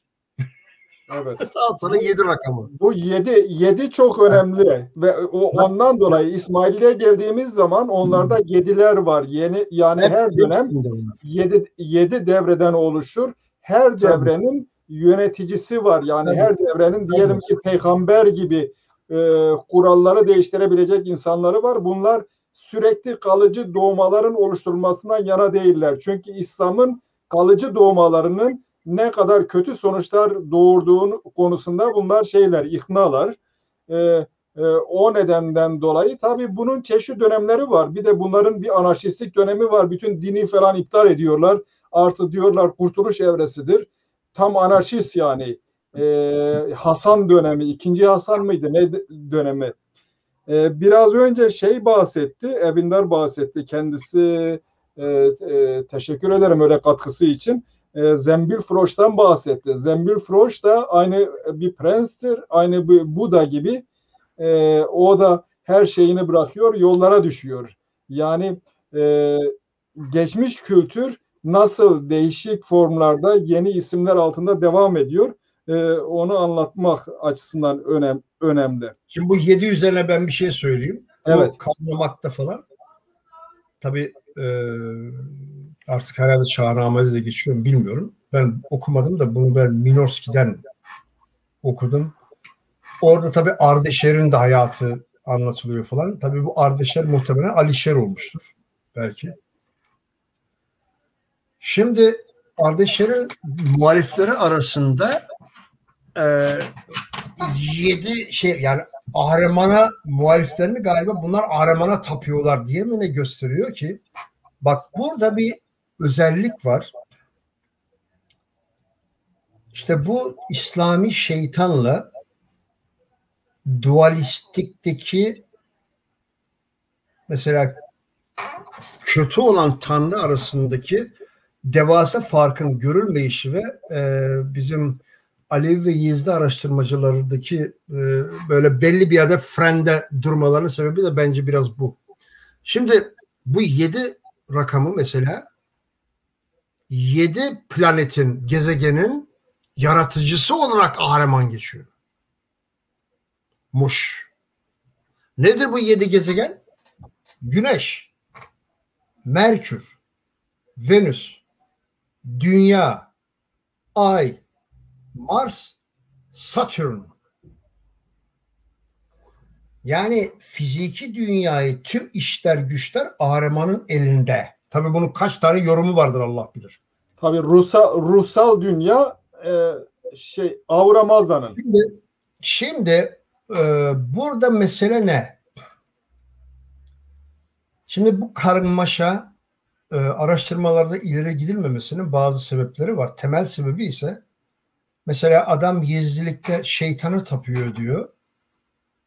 Şeytan, şimdi İslamiyet'teki şeytan esasen sanki oraya yanlışlıkla ya da tatmin için konulmuş gibi bir kavram. İslami şeytanın hiçbir kıymet harbiyesi yok. Yani adam hacca gidiyor, şeytan taşıyor ama fakat bu yanlış, saçmalık, çünkü şeytan Allah ona yap derse yapabilir ancak. Yani hiçbir özelliği yok şeytanın. Yani bu dinde bu şeytan ne arar ben bilmiyorum. Bunu herhalde İran'da, bizim Kuzey Kürdistan'da, özellikle İran'da düzenlendi galiba. İçine artık ikna yolu için mi konuldu, yoksa şeytansız da olmaz bu iş için mi konuldu bilmiyorum. Çünkü şimdi İslamiyet'te iyilik de kötülük de Allah'tan gelir sadece. Bitti. Bunun binlerce yüzlerce defa yazar bu. Şimdi oysa Kürt inançlarında, İrani inançlarda iyi ve kötü, bırak eşit şartı, kötü daha da kuvvetlidir bir de. Niye? Çünkü dünyevi işlerle alakalı. Şimdi burada tabii ben bu Yezidilik, Alevilik araştırmasını yaptım vesaire falan filan. Sonra bıraktım 2 sene, 3 sene kadar önce. Fazla durmadım. Bu özellikle bu Türk tarihi üzerine yoğunlaşmaya başladım vesaire, neyse. Son baktım, tesadüfen bir yerde bir şey okudum, kafama dank etti. Ya şimdi kardeşim, Alevilikte şeytan var mı? Yok. Daha önce de düşünüyorduk biz bunu. Ya şeytan yok ama olamaz, çünkü şeytan diye bir kavram yok ama Areman'ın şekil aldığı, isim değiştirdiği kavram var. O da Hızır. Hızır da, bu Hızır ismi İslami. Bak Şehristani ne demiş biliyor musun? Buda'nın demiş, İslami karşılığı Hızır'dır demiş. Buda'nın İslami karşılığı. Ha dedim ben. Şimdi oturdu yerine bu iş.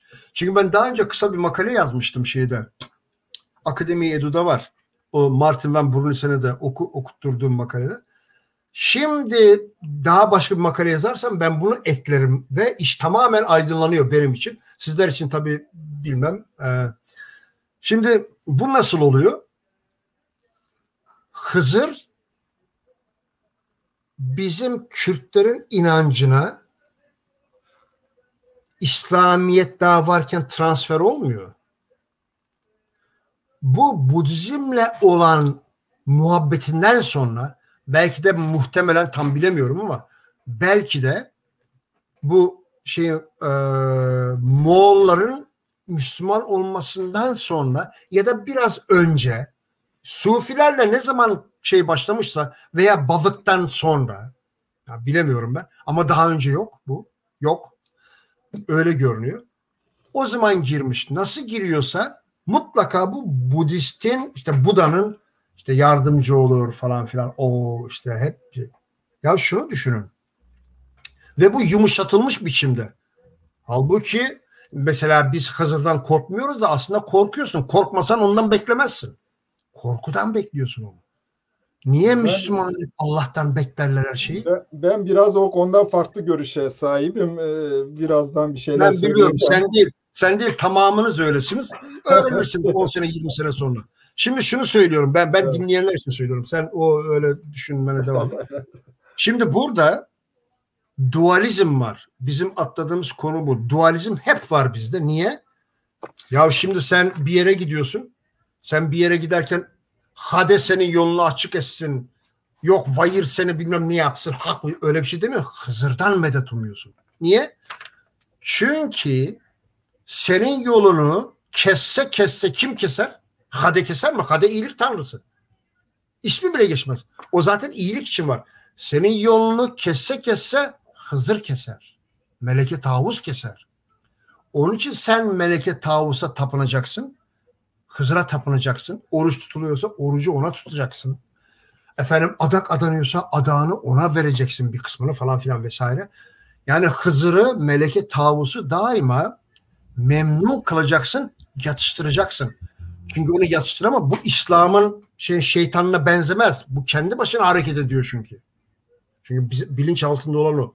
Yoksa sen yola çıkarsan yolunu tak kesiverirsin. Başına bela açar senin. Sen ne yapıyorsun o zaman? Aman diyorsun ya Hızır, işte benim çocuğum şuraya gidiyor, onun yolu açık olsun falan filan. Şimdi tabi bu benim dediğim pek akıl fikir alacak gibi görünmez. Şöyle bir şey ekleyebilir miyim? Belki şimdi şeyde dualizm, yani Zerdüşt peygamberin olduğu dönemde devler var. Devler Aryan dünyasının dışındaki düşmanlar. Onların tanrıları. Hindu Aryanların tanrıları. Mesela onlardan bir tanesidir. Hint tanrısı, meşhur Hint tanrısı onlardan bir tanesidir. Tanrıların başı olan. Neyse, orada dualizmde farklı bir şeyi görüyoruz. Zerdüşt'ün 2 tane çocuğu var. İyi ve kötünün temsilcisi. Angra Mainyu, Spenta Mainyu. Bu daha sonra Sasaniler dönemine geldiği zaman Zervancı Zerdüşt'te, Zervan da zaman tanrısıdır. Aslında Mecusilerin, bunlar Zerdüşt'ten önce, Medlerden önce, hatta Hürriler dönemindeki dini sınıf galiba. Onlar açısında zaman tanrısı var. Zaman çünkü sonsuzdur falan. Bunlar en üst tanrı olarak zaman tanrısı. Ondan sonra Ahriman var. Ahriman Angra Mainyu'dur. Diğeri ise Ahura Mazda. Ahura Mazda'nın diğer ismi şimdi de... Ali'cim bir araya gireyim. Boş ver bu Ahura Mazda'yı vesaire. Yok, sadece bir şey anlatmak istiyorum. Bunlar Angra Mainyu falan, bunlar şeyde geçer. Bunlar Avesta'da geçer. Bunları boş ver bak. Şunu anlatmak istiyorum. Bunlar konuyu dağıtıyor. Bak şimdi dualizm şunu demek. Istiyorum. Şunu anlatmak istiyorum. Yani burada bir önce relatif dualizm var. Sonra Ahriman sistemin dışına itiliyor. Düşman haline geliyor. İlk başlarda düşman değil Ahriman. Sonra düşman haline getiriliyor. Ama bu süreçte biz sadece Ahriman değil, Mitra'nın, Anahita'nın ve bunun karşılığı olarak bölgedeki Mani peygamberin de etkisi var, Ahriman ve Ormaz. Yani Mani peygamberin söylediklerinin de etkisi var. Yani dualizm orada çok belirgindir. Evet. Falan filan. Şimdi yani neyse ben bunun tarihiyle ilgilenmiyorum. Benim ilgilendiğim Alevilerin neye, Yezdilerin neye inandığının tarihi. Şimdi onu biliriz. Ben bunların hepsini 10 sene önce çok detaylı okudum. Yani ve benim için bir anlam ifade etmiyor. Benim için anlam ifade eden bizimkilerde dualizm var. Bu. Niye dualizm var? Gayet açık bu. Ben bunu nasıl görmemişim? Bunca senedir onu anlamadım. Şimdi 2 tane var ya. Biri Hade, biri Hızır. Ya da Hızırca konuşanlar, Gümrülü konuşanlar hak diyor. Ya 2 tane var. Yani bu 2 tane gözümüzün önünde duruyor. Fakat biz şimdi Türk devleti bizim inancımızı tecavüz etmiş, mahvetmiş, Kürtlüğü mahvetmiş vesaire. Zaten işte Türkçe bilmek problem, yabancı dil bilmek problem, derlemeler yapılamamış, maalesef hiçbir şey yapamadık. Yani daha yeni öğreniyoruz. Teknoloji daha yeni bize yardımcı oluyor. Bu yani hep siyaset konuşmaya itildik. Tarih konuşulmadı. Konuşulanlar da biraz tabii eksik oldu vesaire. Şimdi yani burada ikili dualistik tanrı gözümüzün önünde duruyor. Biri Hade, biri Hızır. Biz Hade'yi hiç tınlamıyoruz. Bizim bütün derdimiz, baktığımız Hızır. Niye? Çünkü Hızır her ne kadar Budizm'den kaynaklanan o yumuşatılmış halle üzeri örtülmüş olsa da veya veya bizim Yezdilikteki meleke tavus kuşunun güzelliğiyle, pırıl pırıl güzelliğiyle örtülmüş olsa da altında Ahriman var. Meleke tavuzla ilgili bunu söyleyebilmek mümkün ama Hızır'la ilgili bunu söyleyebilmek mümkün değil. Çünkü bizde Yani belli bir dönemden sonra dörtlü tanrıdan üçlü tanrıya geçiliyor aslında. Ya da üçlüye Ya geçiliyor. Ali ne En üçlü son tanrısı manlısı ya. Ya şimdi bak biz burada neden bahsediyoruz? Biz burada Ali'nin aldığı şekilden bahsetmiyoruz. Ali'nin temsil ettiği şey farklıdır. Yani biz burada bize ait olan bir dualizmden bahsediyoruz. Anladın mı? Boş ver üçlü müştüyü. Bunu dinleyen de anlamaz. ama Sasaniler dönemin zaten o dönemde ayrışma oluyor. Ben anlatmak istiyorum. Hangi dönemde Sasaniler oluyor? döneminin sonlarında ayrışma oluyor. Ayrışma neye Kimi bağlı arasında? olarak gelişiyor? Bunun sonucunda federatif devletler tasfiye ediliyor. Mesela Şiz o zaman da tasfiye ediliyor. Şiz Mitracılığın en önemli merkezlerinden bir tanesi.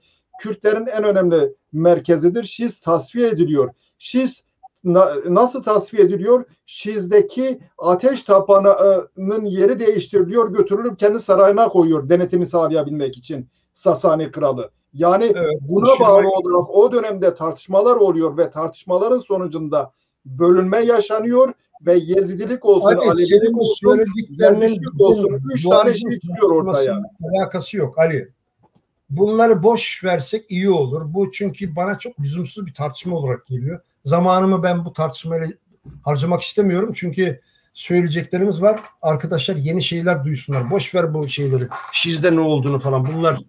Bunlar bizim için önemli değil şimdi. Benim üzerinde durduğum konu şu. Şimdi bir inanç düşünün. Bizdeki Rea yol inancı gibi. Yezdilik gibi. Bunlar aynı kök, aynı şey. Ya biri diğerinden ayrılma değil. Ben eskiden ilk Yezidiliğe başladığımda kökünün Yezidilik olduğunu zannediyordum. Çünkü yeni öğrenince insan heyecanlı oluyor. Hemen bir sürü şeyi karıştırıyor. Sonra baktım ki hiç alakası yok. Bunlar meğerse aynıymış. Aynı kökten yükselmişler. Farklılaşma ne zaman olmuş tam kestiremiyorum. Yani bu Bavuk isyanıyla birlikte, onun yenilgisiyle birlikte var tabii ki büyük oranda ama yani bu meleke tavus o zaman var mı? Hızır var mı? Bilmiyoruz. Bu meleke tavus Yezidiliğe nasıl gelmiş bilmiyorum. Ben bu Hindistan'la ilgili bir takım şeyler araştırmıştım. Acaba dedim şeyden mi geldi? Bu bir Hristiyanlık dalından mı geldi? Çünkü birisi gitmiş Hindistan'a madrasa açmış efendim kilise yok orada meleke tavus tavus kuşu ile ilgili bir sürü şeyler var, anlatımlar var. Epey bir zaman harcadım buna. Fakat daha farklı kaynaklar bulamadığımdan bir tarafa bıraktım. Yani konuşmanın anlamı bile yok. Bölük pörçük olur ve bir işe yaramaz. Zaman öldürücü. Şimdi bu tavus kuşunu da belki diyorum ben Hızır'ın belki emin değilim o konuda. Yani dualizm konusunda %100 eminim. Yani Hızır Ahriman'ı temsil eder. Hade Ormaz'ı temsil eder. Bu kesin. Yani Meleke Tavus Ahriman'ı temsil eder. Hade Ormaz'ı temsil eder. Bu kesin. Peki dualizmin faydası ne? Mesela İslam'da dualizm yok. Onu sen kendin düşün işte faydasını. Hep onu konuşuyoruz zaten. Bunun faydayla çıkarlarla bu ta vakti zamanında öyle gelmiş. Adam kötülüğe karşı, kötülük var çünkü.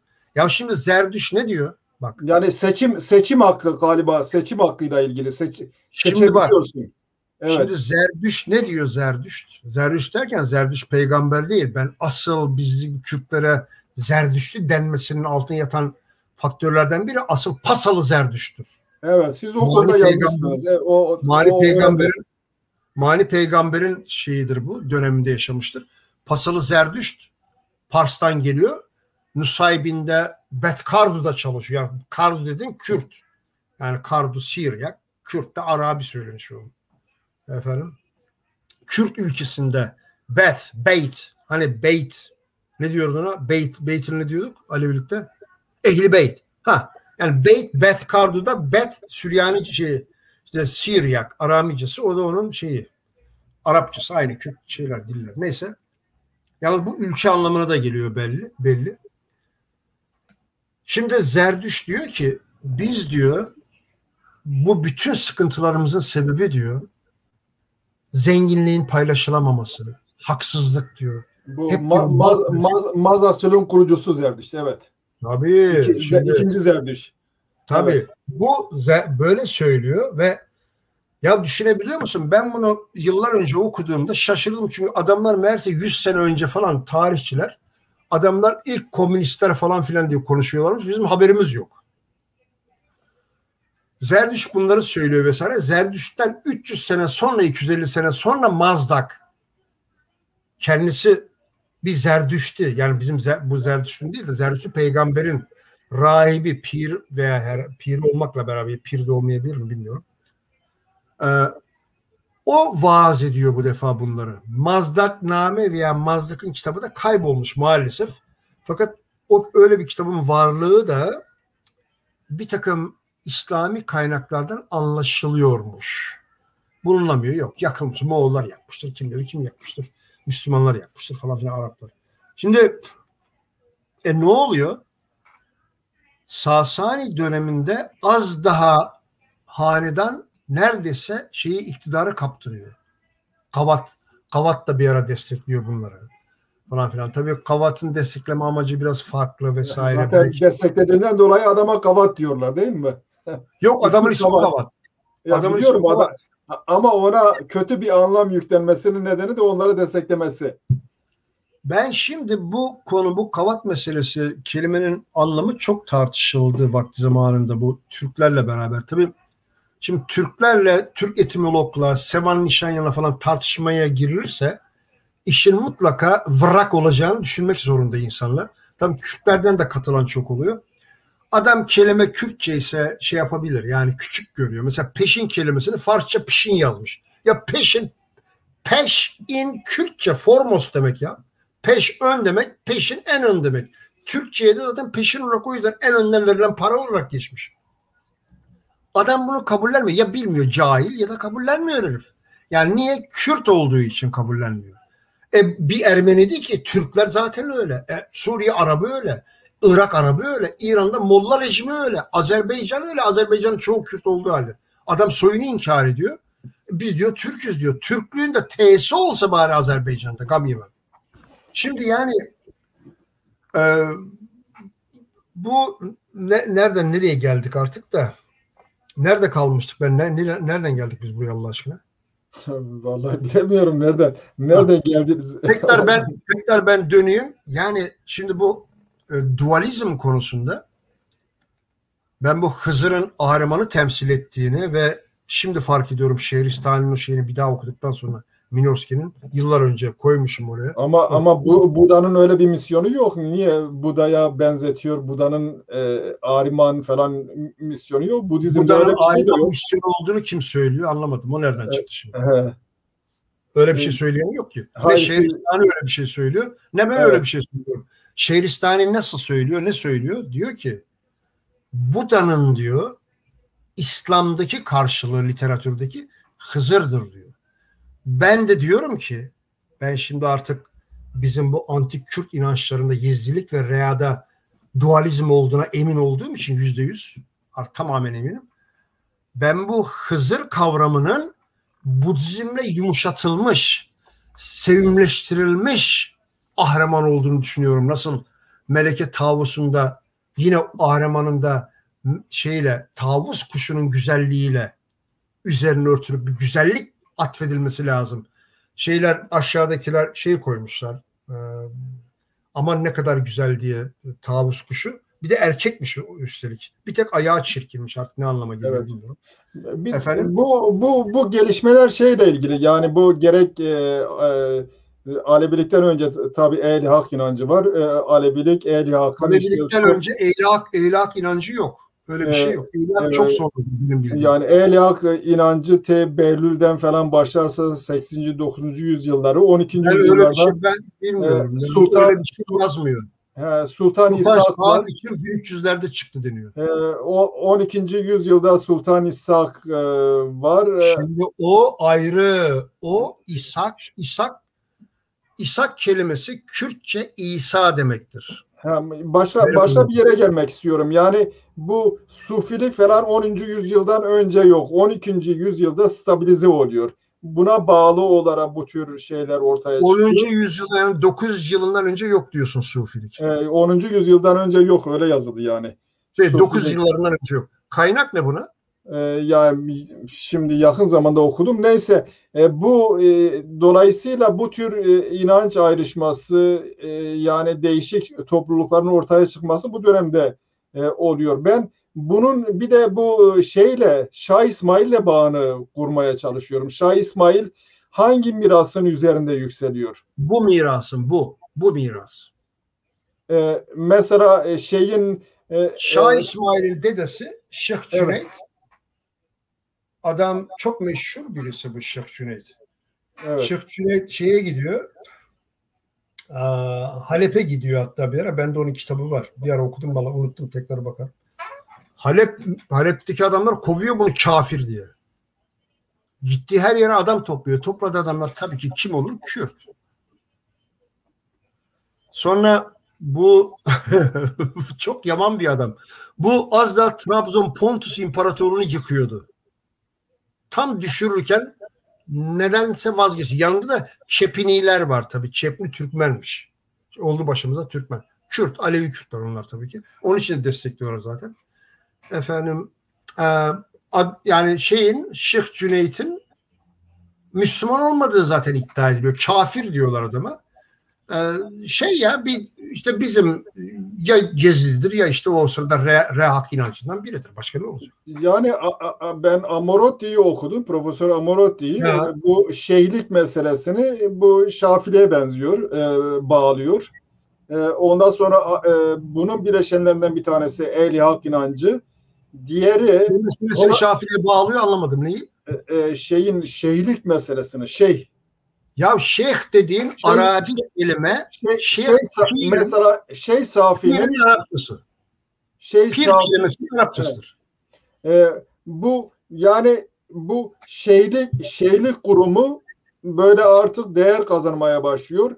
Ehli haklar var, muşaşalar var. Muşaşaların üzerinde bunlar Araplar içerisinde etkin. Onlarda Hristiyanlığın etkisi var. Tanrı'nın ruhunu yeni bir vücutta vücut bulacağıyla ilgili görüş sahibidir. Bir de Horasan'da Serbeder hareketi var. Evet. Bütün bunların bileşenlerinden oluşuyor. Ama tabii belli ki İrani temelden yükseliyor bu. Aslında burada bir Roma ve İran çatışmasının izlerini görüyoruz, değil mi? Yani ya şimdi Ali, bu çok uzun bir tartışma konusu. Evet. Ben böyle tartışmıyorum. Yani bu çok fazla uzun, Roma, İran vesaire falan filan. Şimdi burada mesele şu. Evet. Mesele Kürtlerin inancı. Ben onunla ilgileniyorum. Yani evet. Benim tek ilgilendiğim konu o. Bu inanç deyince ben bununla ilgilenirim. Başka bir ilgi, yani inançlar açısından benim başka bir ilgi alanım yok. Yani Hristiyanlığın ne olduğunu tam bilmem lazım. Yahudiliği okumadım maalesef, tam bilmem. Yahudilikten gelen mesela Gnostiklik var. Mesela şöyle söyleyeyim ben. Şimdi mesela bu 72 millet tatavası vardır şeylerde, bizim solcularda. İşte biz Aleviler işte 72 milleti eşit görürüz. Tabii eşit görürsün, çünkü Alevilikte ve Yezidilikte 72 millet dediğin şeytanla Havva'dan doğma günahkar da ondan. Sen şimdi bunu söyleyince Alevi anlamıyor. Nasıl olur ya diyor biz. Çünkü solla beyni yıkanmış, hepimizin öyle olduğu gibi. Adam bir türlü anlamıyor. Şimdi en son bir Ali'siz Alevilik diye bir şey çıkarmışlar. Ya şimdi tamam, orada Ali farklı bir kavram. Yani Ali'yi atacaksan o zaman neyse onu bulup koyman lazım. Onu bulup koyamazsın. Çünkü Türk devleti ne öneriyorsa onu savunuyor adamlar.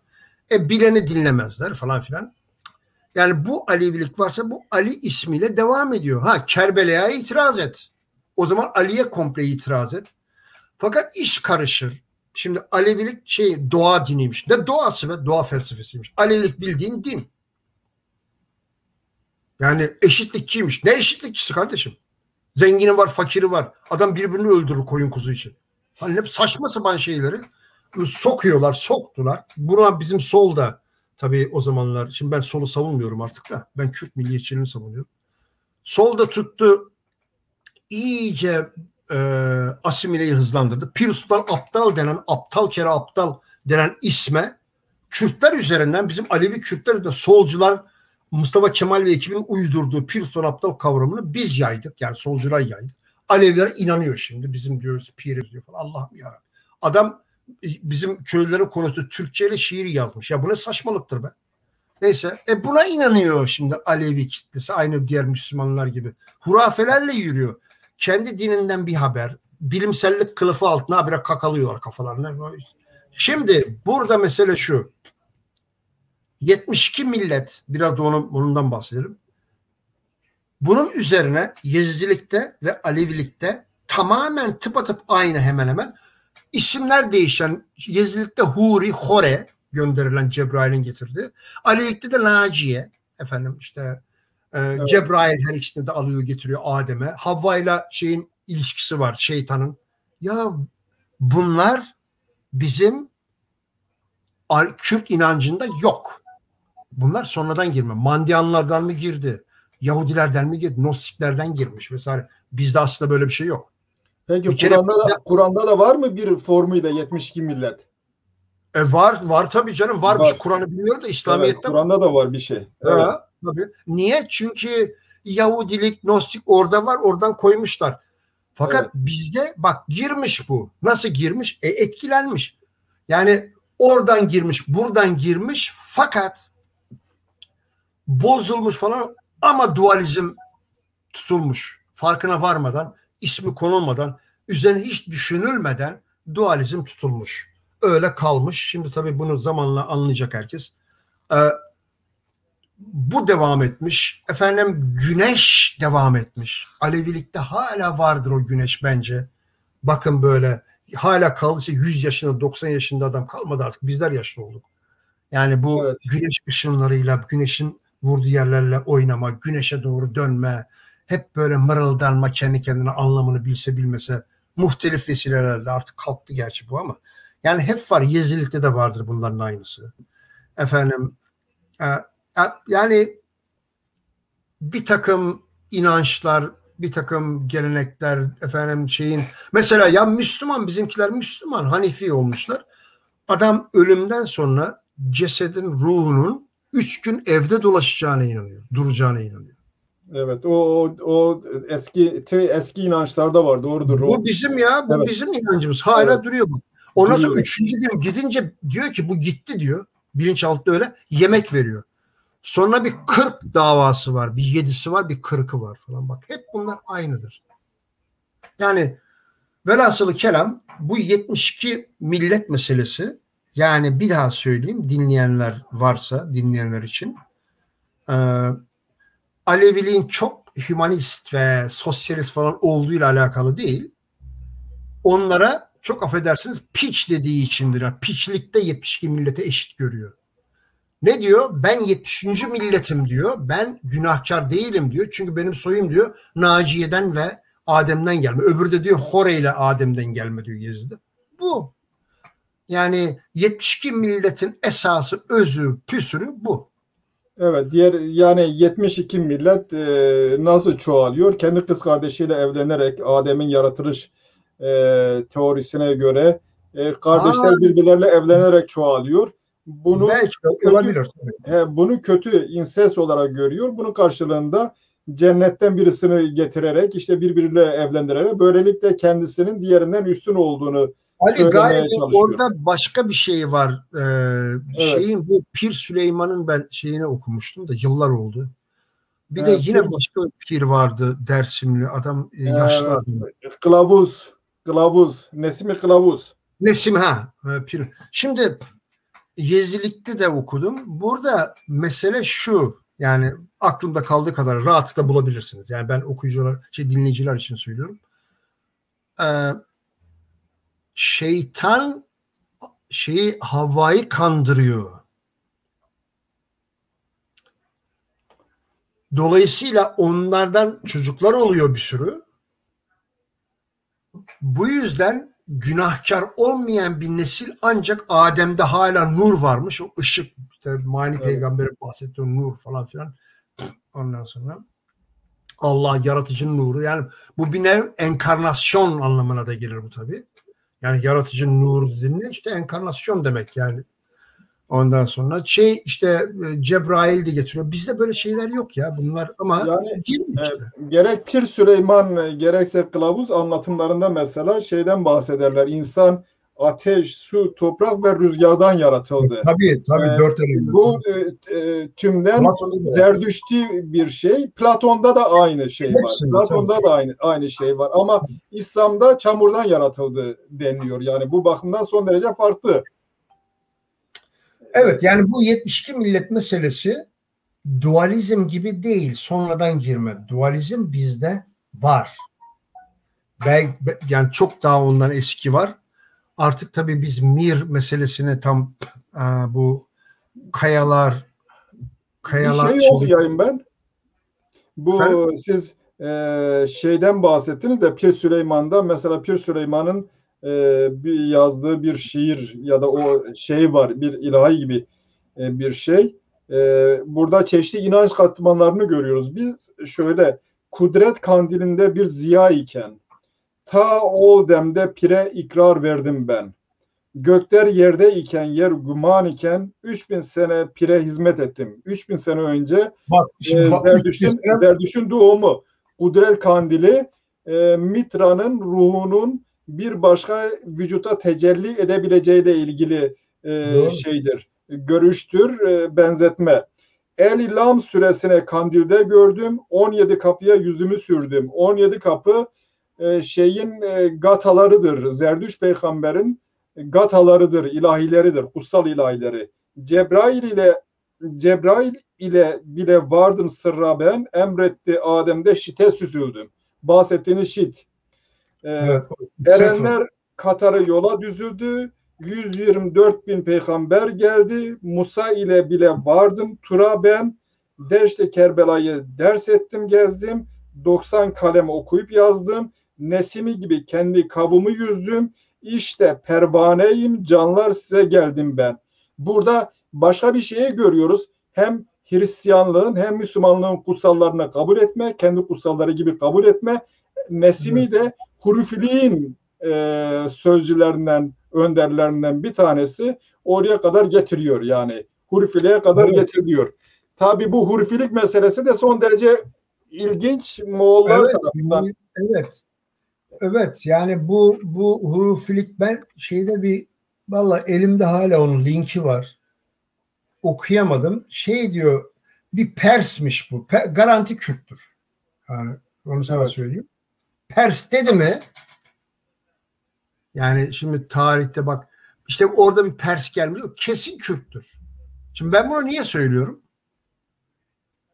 Çünkü Balhi'ye göre 1130-50 yıllarında Selçuklu'nun himayesinde adam İran tarihi yazıyor. Balhi'ye bir türlü referans vermezler. Çünkü Balhi'ye göre Pars komple Kürtmüş. Araplar gelmiş, Kürtlerin hepsini öldürmüş. 600 bin rakamından bahsediyor. Biraz abartı vardır. Bir kişi sağ kalmış. Daha sonra işte bu Araplar ortalığı işte fethedip de dinlerini yaymaya başlayınca daha sonra orada İsfahan'dan herhalde Kürtler getirilmiş. Bir de böyle esmer tenli insanlar varmış kıyılar. Onlar Arap'tır. Çünkü Araplar Yemen'den şuradan buradan epey Arap gelip yerleştirildi. Mesela Azd aşireti var. İnsanlar ismini karıştırır. Azdi aşireti var. O Yezidili isminin de oradan geldiği iddia ediliyor bazılarınca. Yok canım ben o konuda geniş bir şey yazdım biliyorsun. 40-45 sayfalı bir şey. Yok kardeşim. Şimdi burada o konuya bir değineyim şöyle de. Şimdi bu tür iddialarda biraz böyle hani ben çok iyi Kürtçe bilirim falan diyenler yapıyor şaşırtıcı biçimde. Şimdi ezdi ise bu, şimdi buradaki bir sondaki i takı, yani bu Arap takısı mı bir kere, İrani bizim Kürtçe takımı meçhul. Bu iyi bir at kafa sana ezd.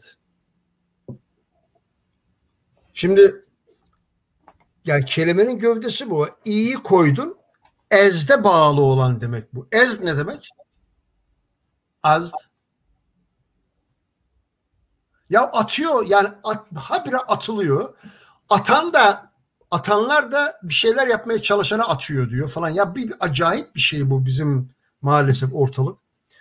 Şimdi bu Yezdi kelimesini ben onun Sakalarla ilişkili olduğu kanaatindeyim. Biliyorsun olabilir. Yezda, Cezda kelimeleri köken olarak Sakalara aittir.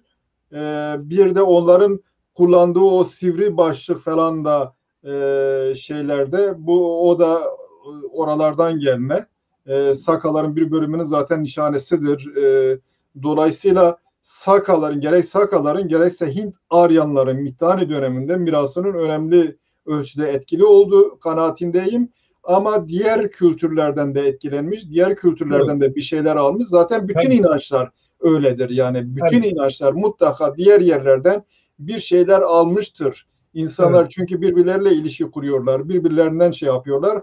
Ve şunu da söyleyeyim, bu inançların, bu yazılı kitapların hiçbirisi gökten gönderilmemiştir. İnsanların eseridir. Abbasiler döneminde bunu o dönemin dini tarikatları falan tartışmıştır. İnsanlar tarafından yazılmış diye.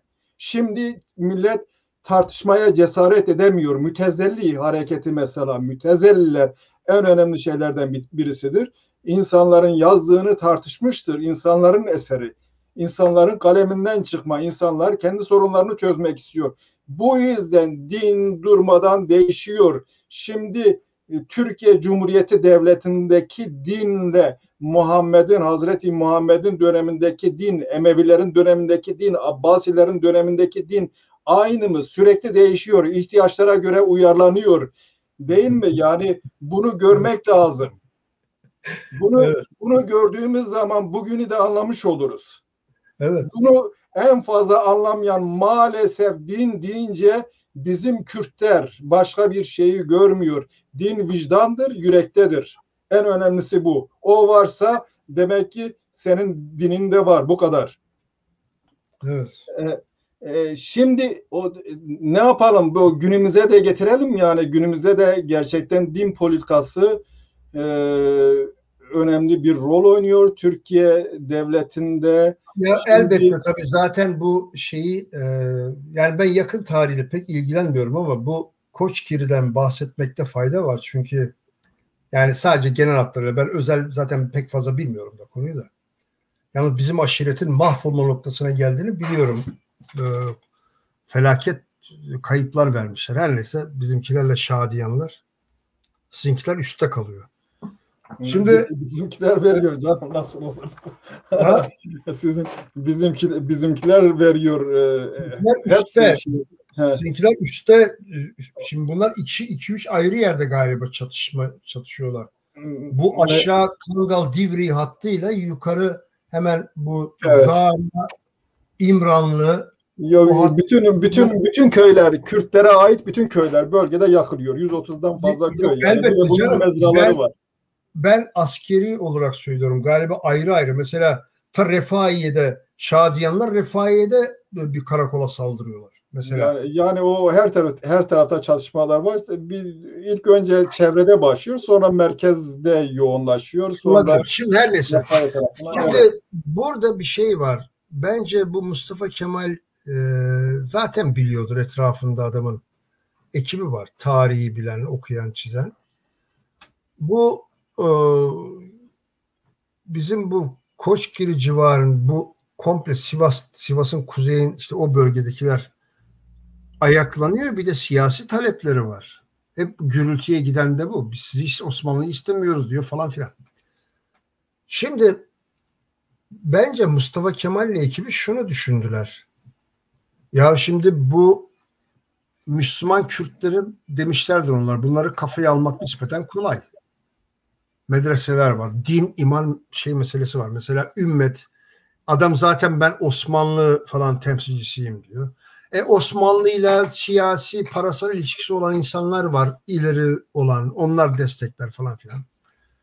Efendim, bu Alevi, hadi Müslüman Kürtlerin bir kısmı diyordur adam. Kafaya alırız bunları, ümmet diye, İslam diye, Osmanlı. Alevi Kürt'e bunu anlatamazsın ki. Adam Ömer Osman deyince zaten seninle kavga eder. Adam Müslüman değil. Onu biliyor.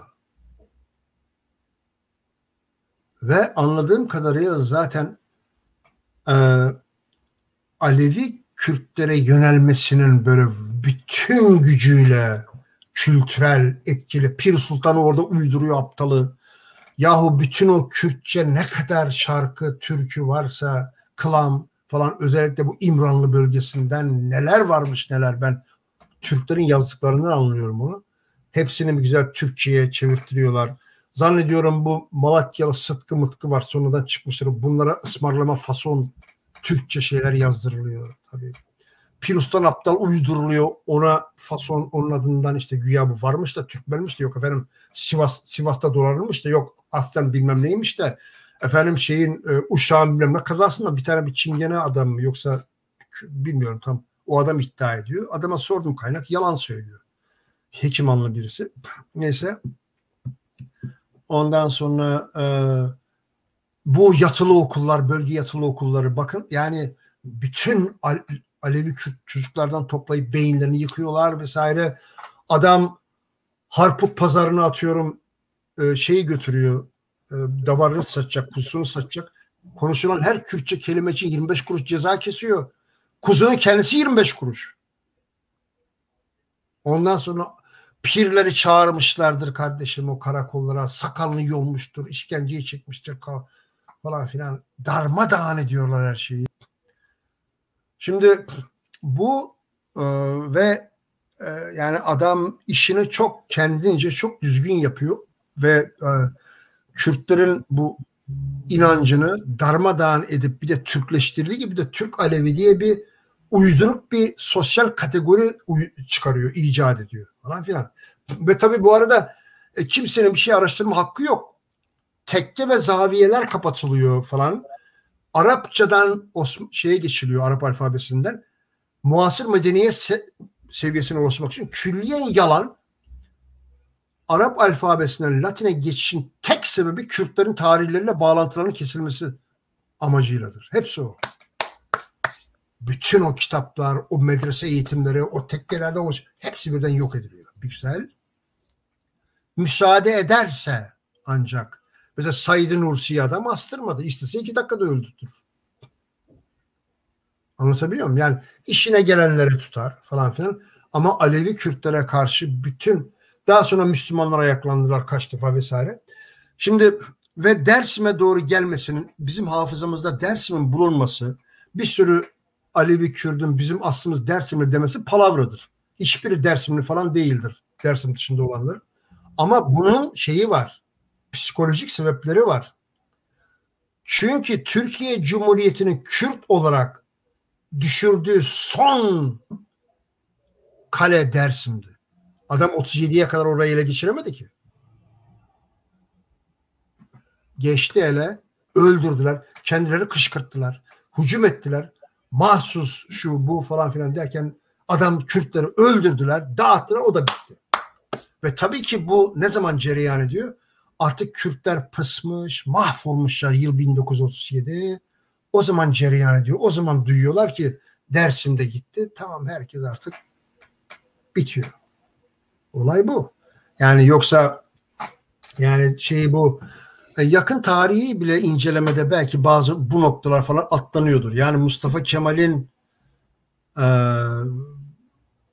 bu denli başarılı olabilmesi, devasa bir nüfusu, Kürt milletini yok sayabilmesi ve bu konuda Suriye'ye, Irak'a, İran'a, şimdi Ermenistan'a örnek olması, yok diyorlar bunlar. Kürt, Irak ayrı da efendim.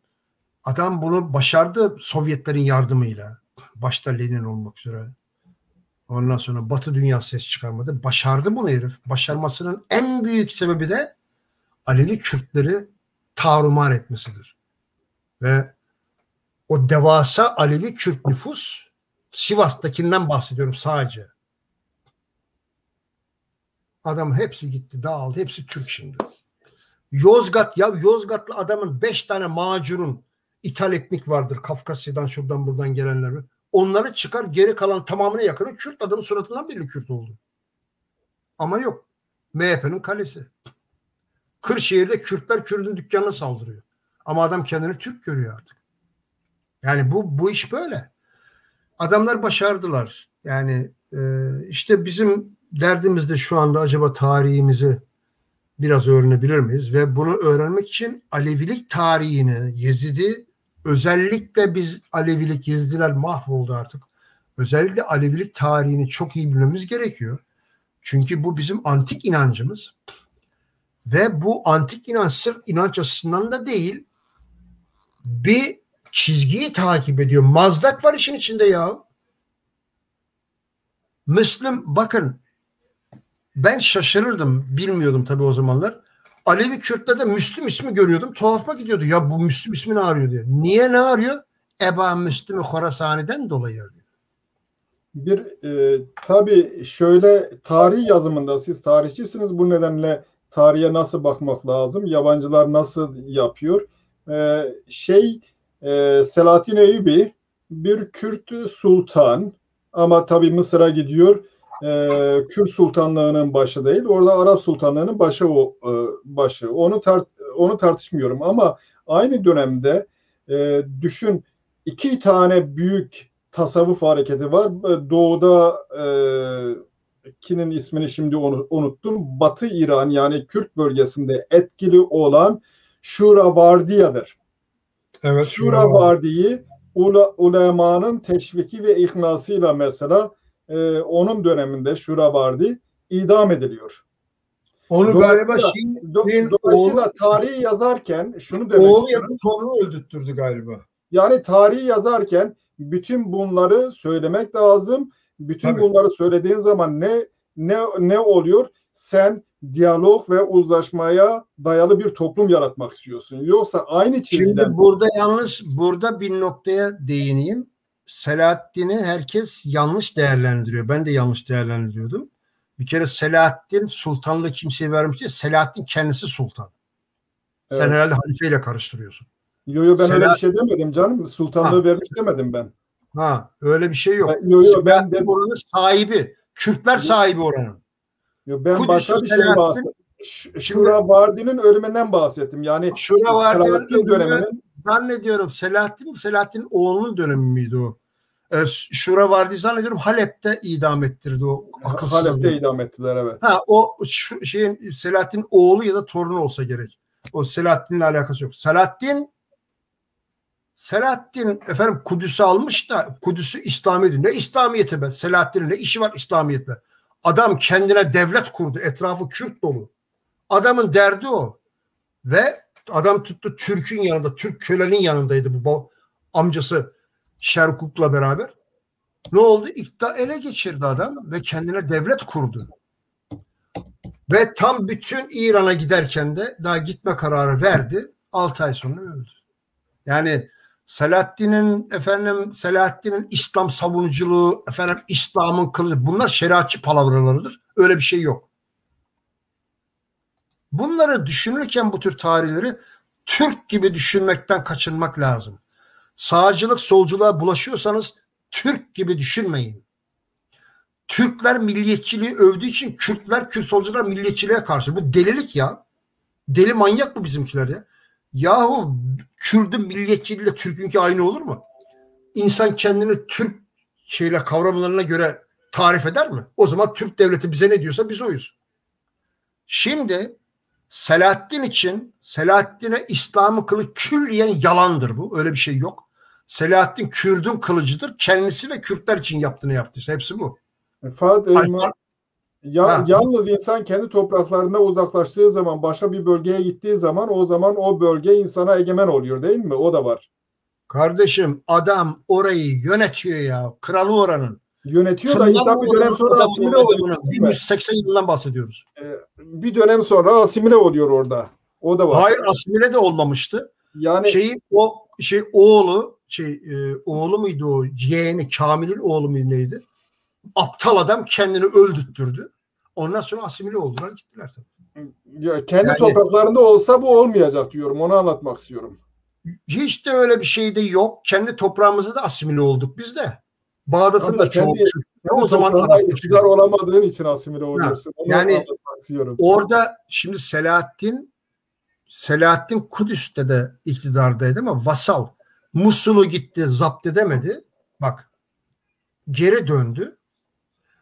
Sonra Musul'un, şimdi gücün olursa, hani nasıl böyle çok zengin olduğunda, zenginsen bankaya gittiğinde banka sana daha da ucuza kredi verir. Çünkü biliyor ki sen zenginsin. Selahaddin gitti, Musul'u kuşattı, alamadı. Döndü. Bu defa Musul'un beyi kimdi o? Ne devleydi o? İzdevle bilmem kim. Arap mıydı? Türk müydü onu? Türk köleydi galiba. Adam sonra korktu. Korktu adamlar. Ulan bu şimdi tekrar gelip bizi yakar yıkar diye. Bu defa gittiler, aman biz sana vasal olalım. Korku bunu yapar. 1000 tane adamla 10.000 kişilik Anadolu Rum ordusunu kovaladılar Anadolu'nun içinde. Yapanlar bizim Kürtler. Ondan sonra ihtiyar Haldin geldi. Elini ayağını öptü şeyin de. Yoksa gidip Kılıç Aslan hepsini indirecek Selahaddin. Tav ettiler adamı. Kürt kafaya geldi. Gaza geldi. Şey yaptı. Tav oldu, bıraktı. Sonra fikir değiştirdi. Anadolu'ya gideceğiz dedi. Ondan sonra İran'a gideceğiz dedi. Kardeşini çağırdı. Hazırlıkları yaparken 6 ay içinde öldü. 1193 Mart'ta. Evet. Bu işler böyle oluyor. Yani sanıyorum bir tane soru var ama ondan önce benim bir sorum olacak. Bu 2000 yıllarından sonra Ebul Vefa'ya ilgi arttı. Ebul Vefa'ya ilginin artmasının tek nedeni bir kitap var. Ebul Vefa'nın kendisinin yazdığı değil, Ebul Vefa'nın ölümünden sonra Al-Vasiti tarafından yazılmış. Üstelik de Filistin coğrafyasında... Hiç katkım olmaz o konuda, özür dilerim. Ben gerçekten incelemedim konuyu. Evet. Sen konuş. Evet, yani Al-Vasiti tarafından Filistin coğrafyasında yazılmış. Sonra ön söz yazılmış. Ondan hareket ederek neyse Kürtleri Osmanlı kurucusu da yaptılar. Alevileri Osmanlı kurucusu da yaptılar. Ve külliyen doğru değil. Benim görebildiğim Osmanlı kurucusu kim yapmış? Nasıl oluyor? Bu Edeb Ali vasıtasıyla bilmem ne şeyler de katılıyor işte. Bu yani Alevilerin şeyi de katılıyor bir şekilde. Vefailer. Osmanlı kuruluşuyla ilgili anlatılanların %99'u uydurmadır. Evet. Ya Kürtler niye böyle bilmedikleri konulara dalıyorlar da Osmanlı ne anlar Osmanlı'dan? Ya adam kiliseye gömülü be Orhan. O sadece Orhan değil, Osman da o şeye gömülü. Kiliseye. Osman avlusunda. Avlusunda. Ya şu bak. Ya bunlar Türk yalan uyduruyorlar Batılılar adam. Ya bunlarla bakın şimdi kardeşim. Devamlı konuştuğum bir konu. Nizamettin Şami, Timur'un tarihçisi, çadırda Timur'la beraber. Timur savaş olurken Ankara'da herhalde kalenin orada olsa gerek. Savaşı seyrediyor. Çünkü tuzağa düşürdü Bayezid'i. Kürtler için en büyük yıkımlardan biri odur aslında. Ama tabii her şeye Türk diye bakıldığı için iş arada kaynıyor gidiyor. Çünkü tam bu Moğolluktan kurtulma şeyleri varken yeni Moğol geldi. Fakat yeni Moğol Türk yaptı ortalığı. Problem burada. Şimdi Nizamettin Şami orada not alıyor belli. Yazı kitabı var, Türkçesi de var. Beyazıt'ı alıp konuşturuyor Timur. Tabii yanında kim olacak? Nizamettin Şami. Nizamettin Şami'nde detaylar var. Yıldırım Beyazıt'ın sol cenahında orada hangi oğlu? Sağda hangi oğlu? Efendim Laz nerede? Laz dedi, Lazarus diyor yani. Sırp kayınbiraderi. O şurada. Yok o burada. Bir tek kim yok biliyor musunuz? Mehmet Çelebi yok. Öyle bir isim yok. Ben bunu iddia ettim. Mahsus tuttum bari tapusunu alayım diye bir İngilizce yazdım da küçük bir şey akademiye diye koydum. Adamın birine oku dedim, herif hiç ilgilenmedi. Bir okudu, ses bile çıkarmadı. Bu Kürt damma sallıyor demiştir. Bir profesör var Londra Üniversitesi'nde. Ya adamlar inandırmışlar kendilerini Türklüğe. Şimdi yani Mehmet Çelebi diye birisi yok. Peki bu nereden çıktı Mehmet Çelebi? Bezmürezm'de yazıyor Amasyalı. Sırf o yalanı düzeltmek için de bu Mehmet Çelebi olmayan Mehmet Çelebi Amasya'da gösteriyorlar falan böyle. Hep abidik gubidik. Mehmet Çelebi öldürülmüş. Ta 10 sene önce Kayseri'de yine Moğollar bu. Timur falan filan onun adamları öldürdü vesaire. Stilberger birinden bahsediyor çünkü. Yani karman çormandır o. Evet, Daha evet. kendisi aydınlanmamış bir tarihe yok Osmanlı'yı şu kurmuş da kurmamış da Edebali. Ne Edebalisi medebalisi ya. Evet. Yani vefailik denen bir tarikat yok zaten 15-16. yüzyıl Ben bilmiyorum. öncesinde. Biliyorum desem yalan olur. He. Bilgim yok. Evet, o geniş bir konu. Umarım başka bir yalnız bir tarihte. Kürt Abülvefa var. Bu Da o Hak inancı içerisinde. Neyse onu çok eski ama. Evet, başka Mustafa Kalpak'ın bir sorusu var. Selam. İrani dinlerde dualizm var. Hinduizm'de ve Budizm'de varıp olmadığı konusunda neler söylersiniz? Teşekkürler. Hinduizm'de de herhalde vardır. Ben incelemedim Yalnız ki. Yani bir şey söyleyeyim. Hinduizm bir kere kendi başına bir din değil, bir din grubu. Çeşitli bileşenlerden oluşan bir din bayağı bir grubu. grup var galiba. Evet. Orada yalnız o 3000 falan şeyleri 12.000 orada var. Hindulukta var tabii. Oradaki dualizmi bilmiyorum gerçekten. Ben de düşünmedim. Fakat Budizm böylesi bir din değil. Budizm'de Tanrı yok mesela. Zaten Buda'nın ölümü sonrasında Budizm bir din haline geliyor. Tanrısız din Budizm. Tabii. Her şey Buda ile bağlantılı. Evet. Yani evet. Buda sadece kendisi var. Kendi görüşü var. Tabii cennet cehennem falan yok. Dünyada olması lazım bunların Budizm'e göre. Orada enkarnasyon ve reenkarnasyon var. Hinduizm'de de aynı şey var.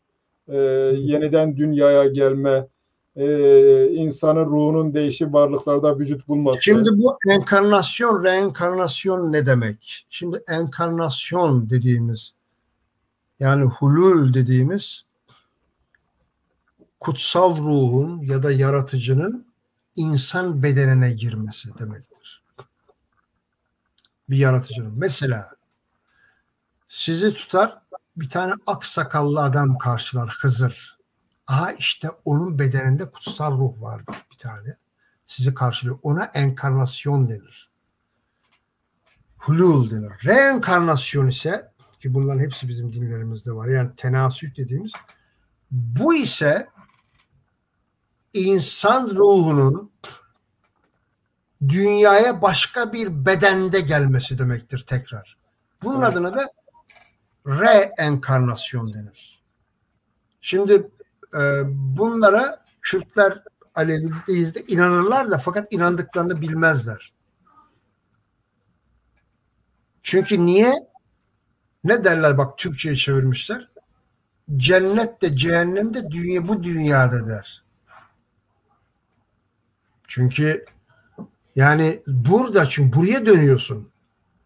Herhangi bir kılıkta hatta bazen o kadar ileriye gitmiş ki bunu 400 yıllarında Kapadokya'da Kayseri'de bir not almış. Ortodoks. Bizim tabii Kürtlerden bahsediyor belli. Çok kalabalıklar diyor. Adamlar diyor habire diyor buna inanıyorlar diyor. Ha dedim demek ki bizim Kürtler orada. Bak milattan sonra 400 yılı da.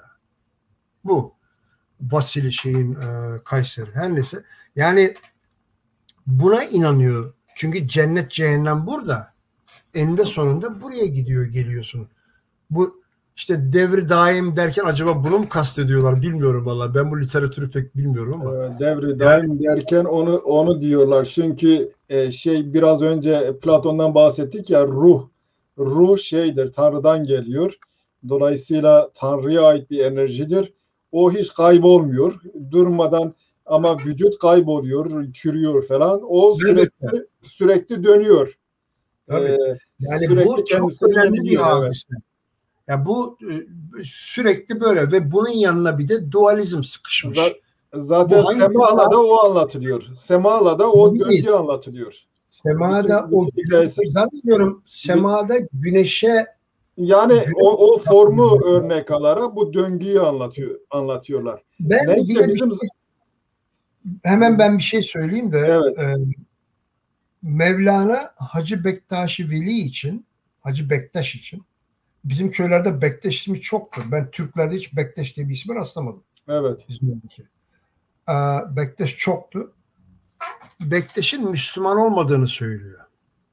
Evet. Şimdi ben ilginç bir şekilde Bakşi ismiyle karşılaştım. Bakşi Evet. ismi Budistlerde var.